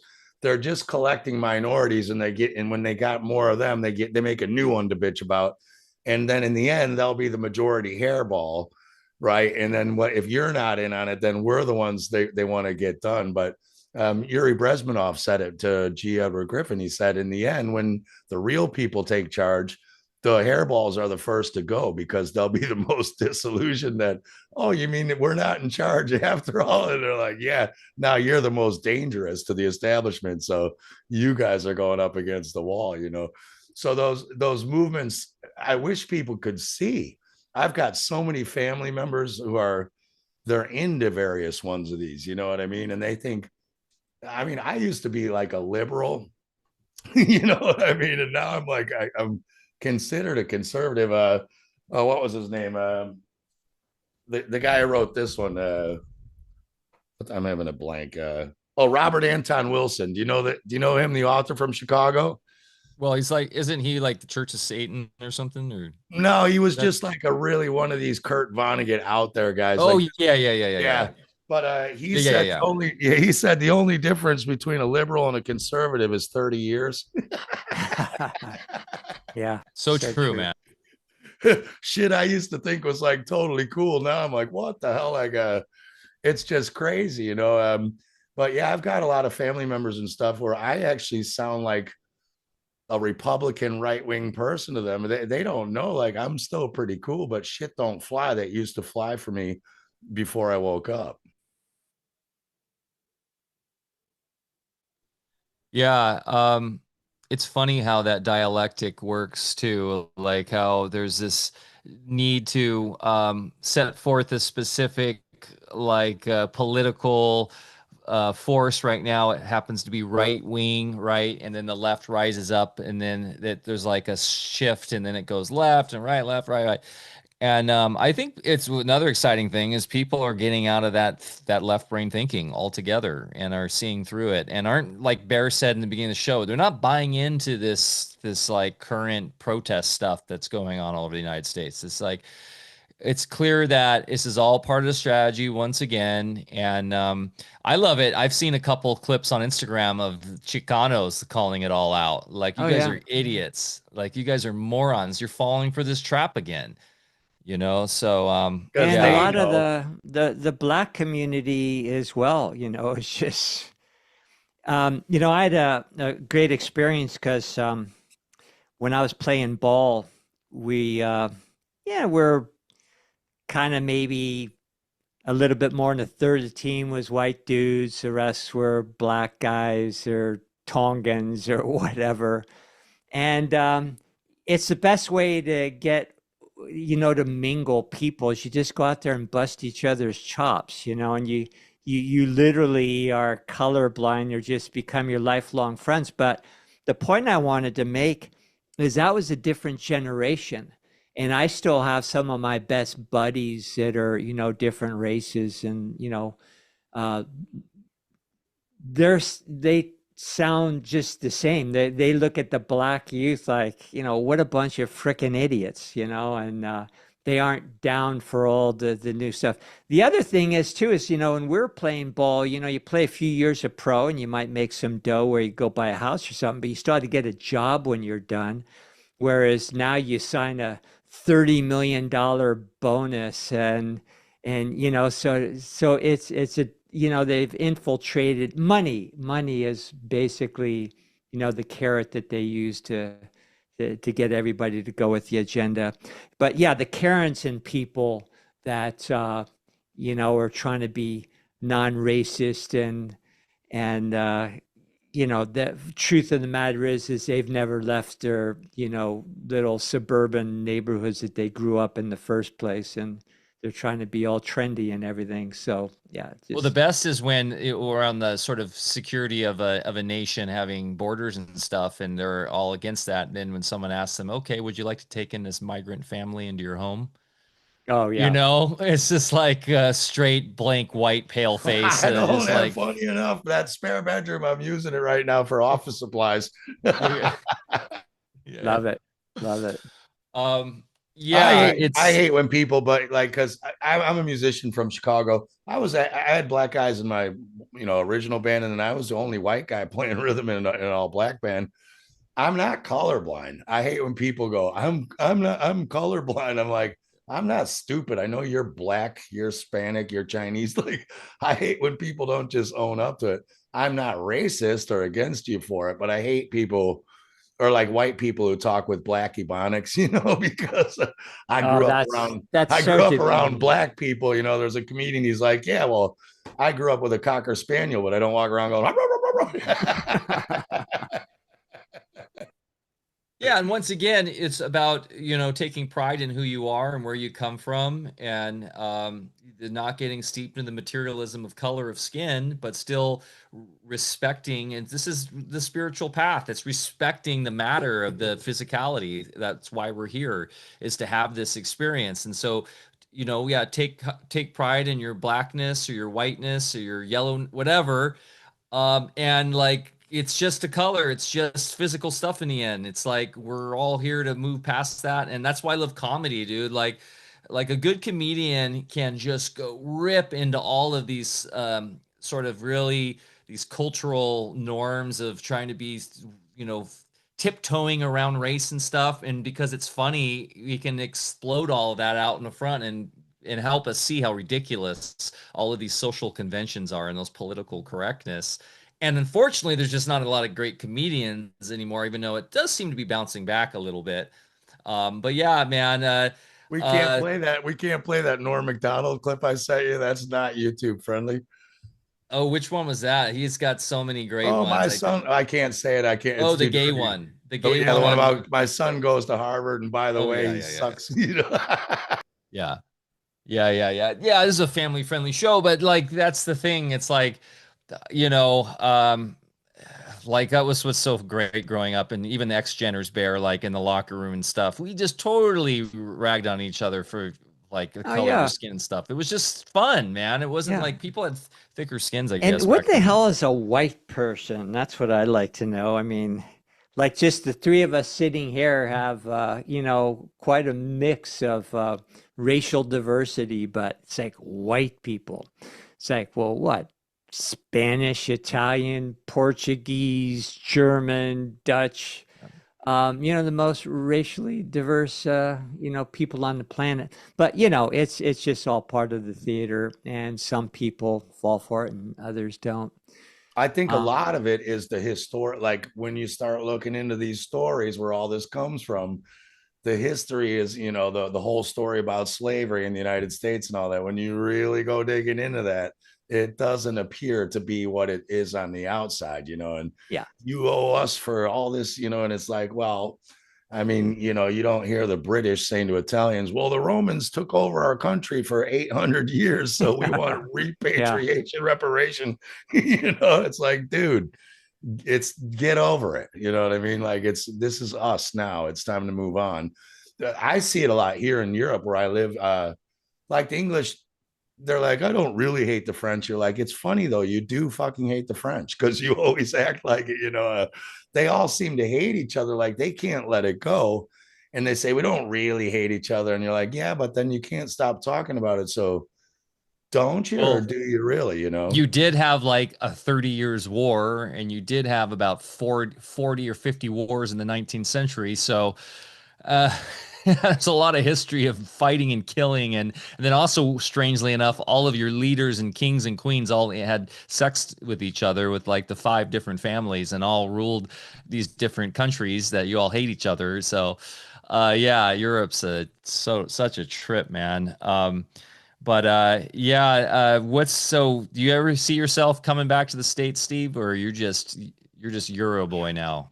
I mean, you know, I've been here more than half my life now because I moved here in 98. So, you know, I'm turning 50. Well, I'm not turning 25 again. Maybe 24. I almost fell for the trap myself. Um, so I really don't feel American anymore. Culture. I actually don't feel European. I don't feel anything. I just like living here. I Yeah. would if I came to America. I'm not going back to cold ass Chicago again. I would probably go somewhere south, you know, Arizona maybe, or Nevada, or New Mexico, or you know, I don't know, Somewhere California. warm, in other I'll words. stay out of California. Yeah, Florida. Yeah, Yeah, somewhere warm but cool. You know, I'm not going to like well, you guys live in California. I mean, it's a lefty woke state, but it's a huge state even then, right? Like where you guys are at, it's not. It's really not a lefty woke state at all. It's only in LA and San Francisco and, other centers.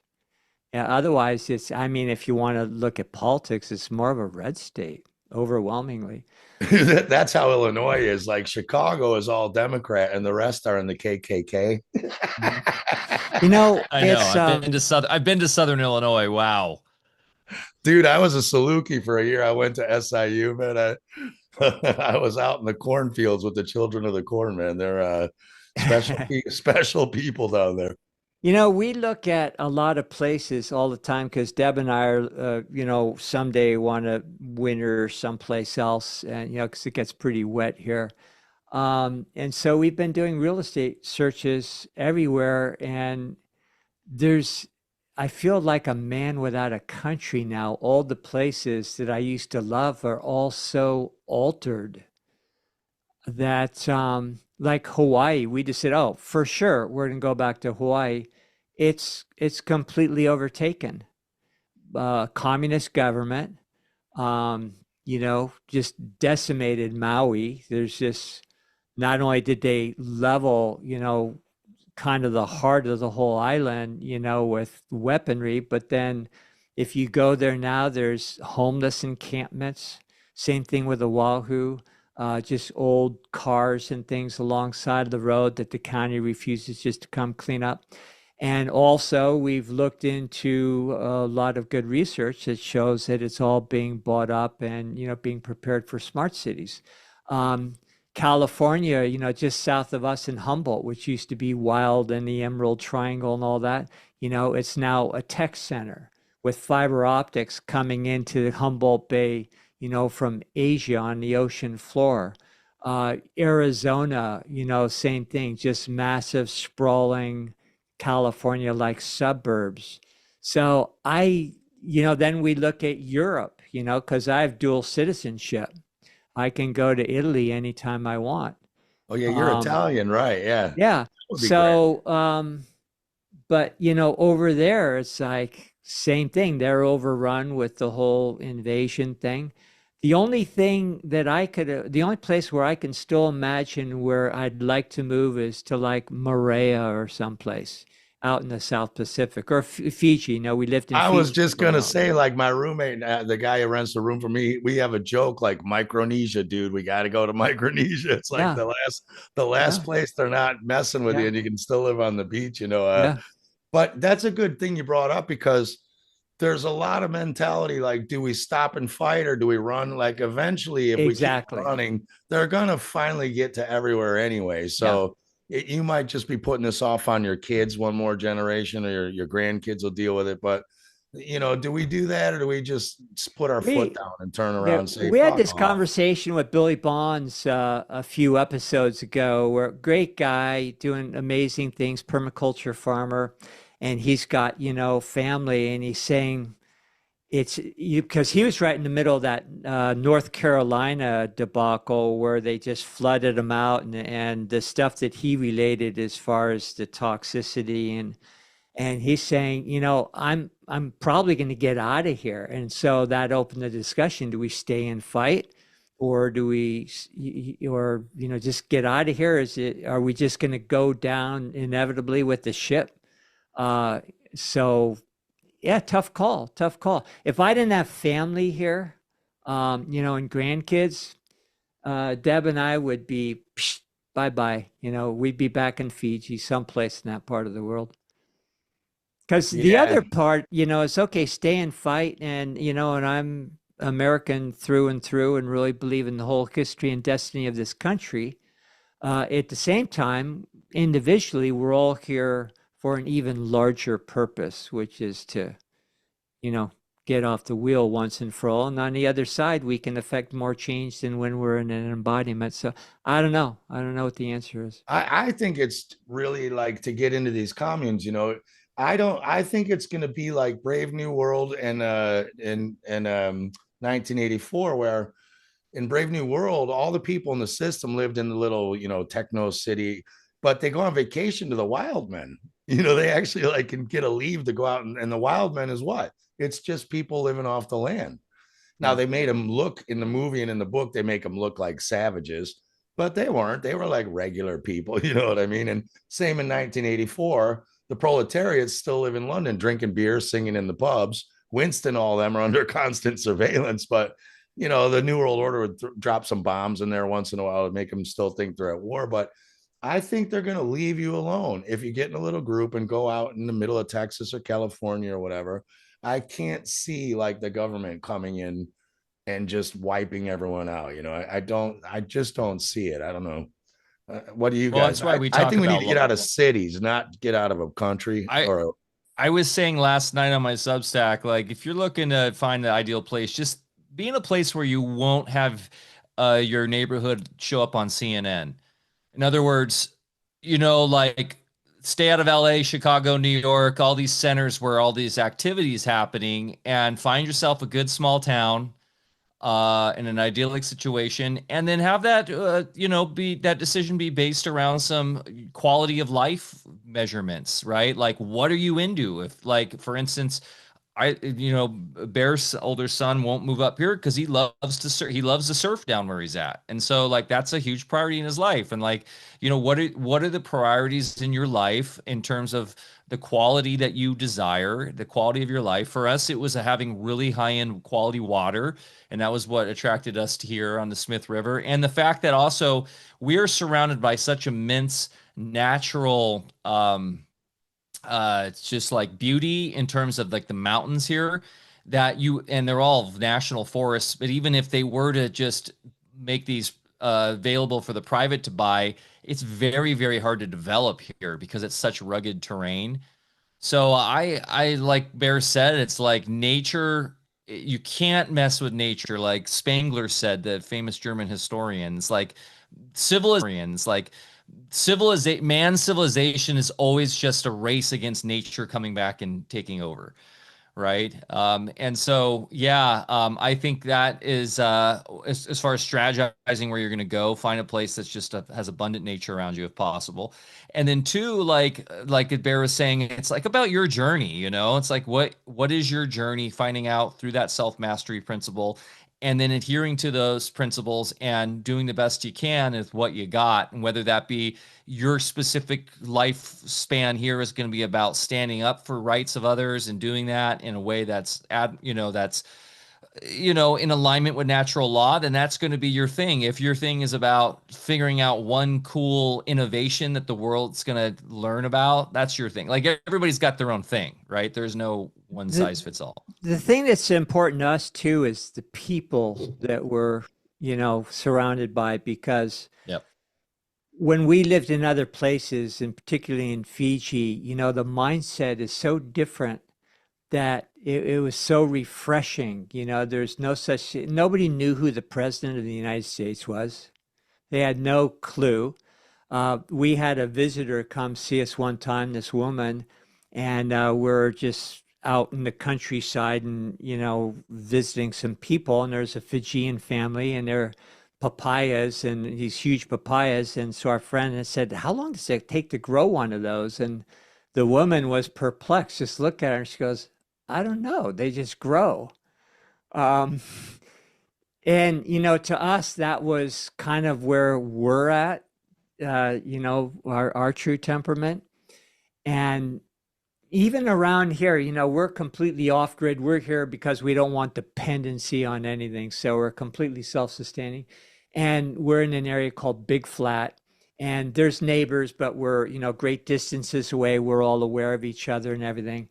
But, it's a mixed bag. We can't go in and have just the same conversation like you and I are having with them, nor are they in a just more of a natural mindset like a Fijian. So that's why I keep going back to the South Seas. But the good thing about up here is you do have real independent thinking people. They don't believe in authority.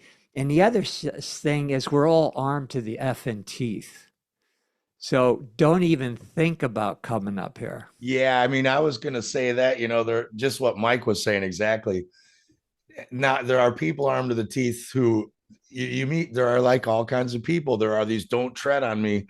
They're armed to the teeth. And the thing they want most is to you. They want to take on the government in a firefight. Like, they are born to do that. And then there's people like you guys are like, dude, we don't want to fight, man. But if you do, it's gonna be nasty. So please, Yeah, just if you do, it's a good day to die. I mean, really, that's the other thing I was gonna say. Like, the only advice I'd give people where not to live is I would look at Agenda 21, Agenda 30. If you see high steam railroads being planned down a stretch of woods where 3 towns have suddenly magically lit on fire, and you're next on the path, you might want to get the hell out of there. Or Yeah. where they're flooding you out with floods that never happened. Like, if it looks like it's them, you might want to get out of the line of the fire immediately and then take your stand later. We always have that looming here because they love to set fires every single summer. And some of them are pretty horrendous. We've had to evacuate about half of the years that we've been here. So, and if that happens, then we move on.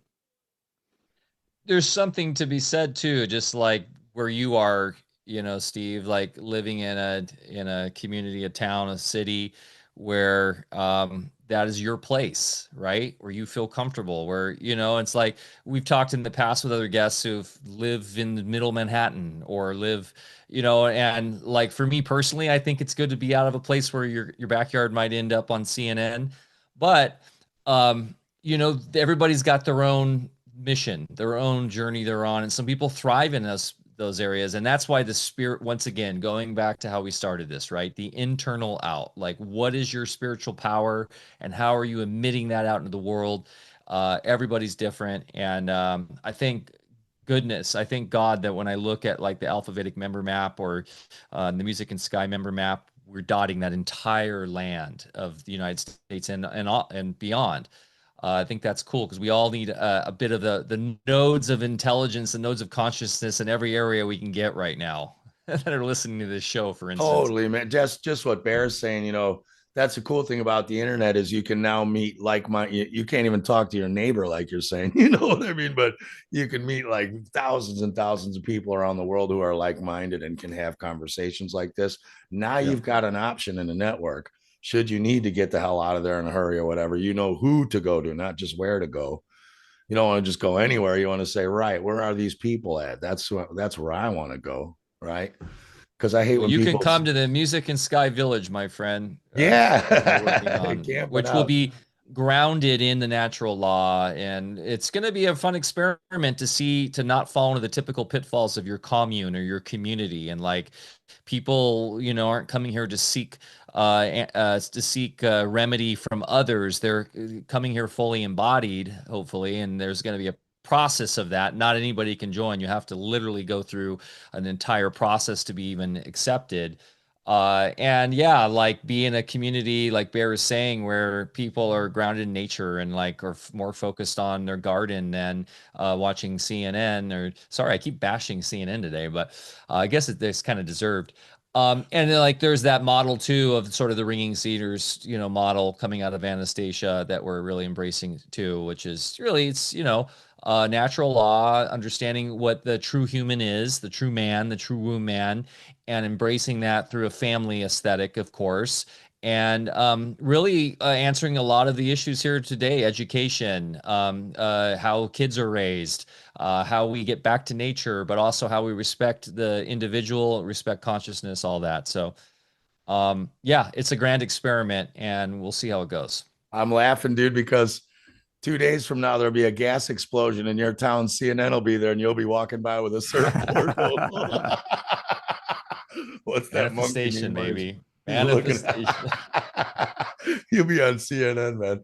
Yeah, And be also, I would careful, tell right? people like what the point of spirituality is: you don't fear death. It is what it is. It's coming anyway, Yeah. whether you like it or not. So you get busy living or get busy dying. You know what I mean? You can sit around here for 200 years like a Taoist, but if you're not enjoying yourself, then I don't see the point. I'd rather personally stay 70. I don't give a shit. One of my favorite movies of all time, Shawshank Redemption. Oh, love it to death. Yeah, yeah. It's the greatest movie ever. Yeah. Yeah. But to bring this conversation full circle, breaking through the myth of separation. We don't need internet or anything. When any one of us, which is a node in consciousness, lights up, it lights up the whole unified energy field or whatever you want to call it. So, yeah, doesn't matter where you're at, and doesn't matter if you're plugged into the internet or not. Just that's what we're here to do. Get the lights Yeah, come and on. it's funny because sometimes like something will tickle behind, in my chest or in my head, and I'm like, oh, I think I got to tell Steve this, and I'll look, and he's already messaged me, something right on that same level, in WhatsApp, and same with you, Bear. Like, how many synchronicities have we had, and just like, and that's not on accident. That's not some freak thing, right? Like that's actually how it all works. That's the manifestation. That's what I'm saying. Yeah. I just wrote that thing today, and that's what you wanted to talk about. And I didn't know, like, it's Yeah. happening more and more and more. That's the power of this manifestation. There isn't synchronicities. That's you living your path. That's synchronicity. It's not an accident. Like, you wouldn't believe what happened today. It's like, Yeah. no, you wouldn't believe it because you don't know you did it. And magic is not paranormal, it's natural law. Yeah. Science. Well, you Absolutely. guys, this has been an amazing talk. I could talk to you two gentlemen for the next 5 hours, but that's just a fake construct, anyways. So we'll end it now. And this has been such a pleasure, Steve. So what you got going on right now? Phil, just get us caught up real quick on your current projects, where people should go to find you that are new to your work, and all that jazz.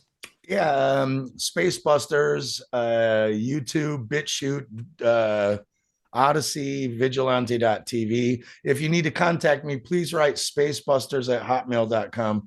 I get like 1,000 people hitting me up on Facebook Messenger for friends and whatever. I use Facebook to put stuff from my phone to my computer as a go-between. I don't sit around chit-chatting on Facebook, and like half the time, if I accept it, they write me 16 messages, or they're the kind of person where I look at their profile. How do I know you? We have 50 common friends, but then they're just a person who's posting 25 Facebook posts a day with no one engaging or liking, and I'm like, you're having a dopamine addiction, and I'm not trying to be surrounded by that. No disrespect to anyone who's doing that, but if that's what you're doing, please don't like include me. I've got other stuff, but I'm trying to finish my 3-part film series, Scamtarctica, which should be done pretty soon, where the globe is dead. And yeah, trying to enjoy summer, raise my kid, and have a good time, and stay away from the controlled conspiracy people. Real quick, we were laughing. I hope I can tell this story. Mike and I in Acapulco, we were in the waves having a Brokeback Ocean moment.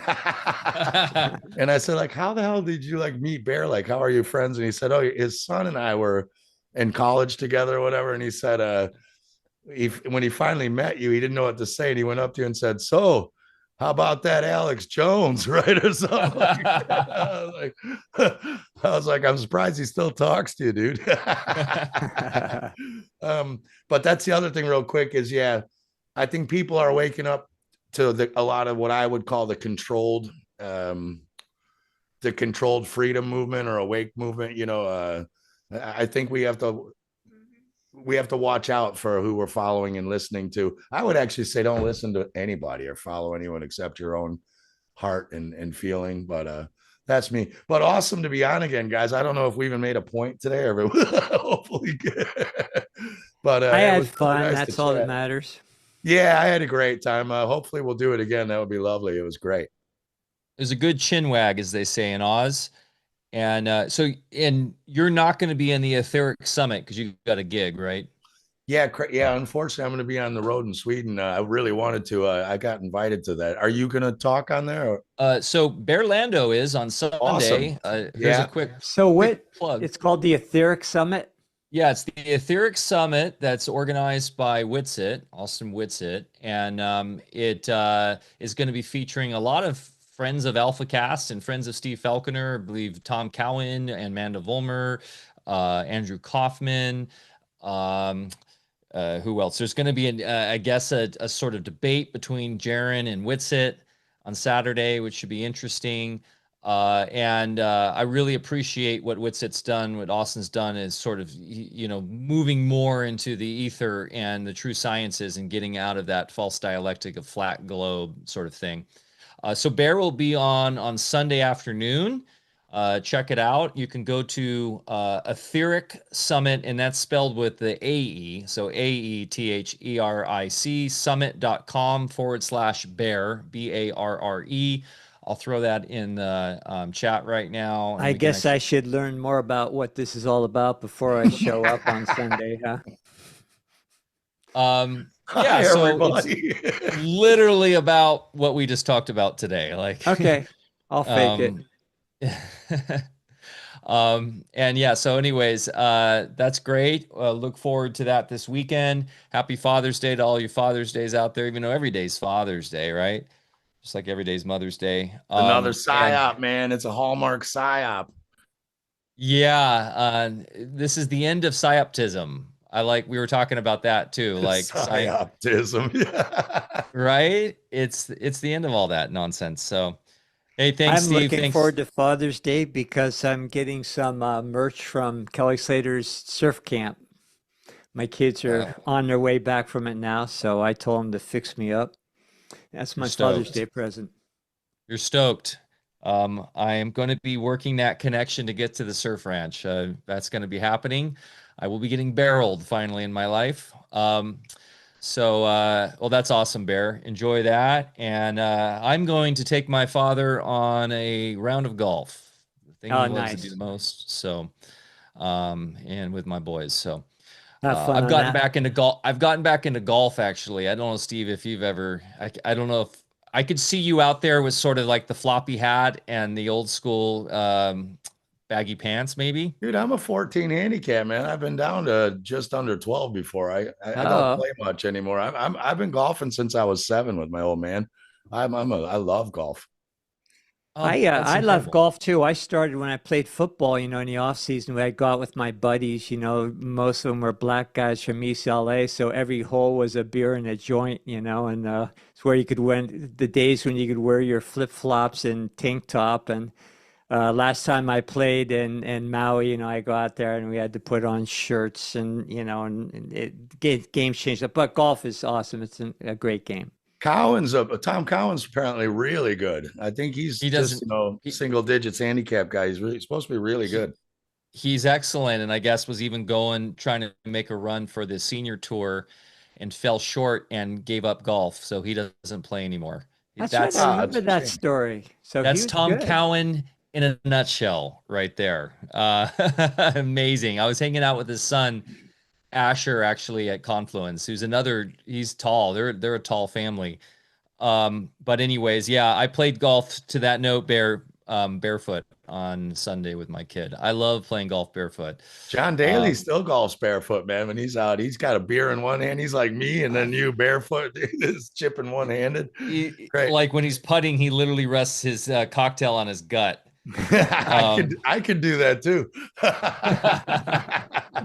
Well, that'll be on good my times. bucket list, man. When eventually I'll come out to you guys, and we'll all have to get a game of golf going, man. We'll get time. We gotta get a golf game together for reals. For that, I'll go out. Let's make that happen. That's going to happen. And love you, brother. Thanks for joining us today. And remember, guys, get outside, get your feet in the dirt, go plant something, go for a hike, go show Mother Nature some love. She'll show it right back in spades. And we'll see you next week. Same bat time, same bat channel, 10 a.m. Pacific Standard Time every Thursday.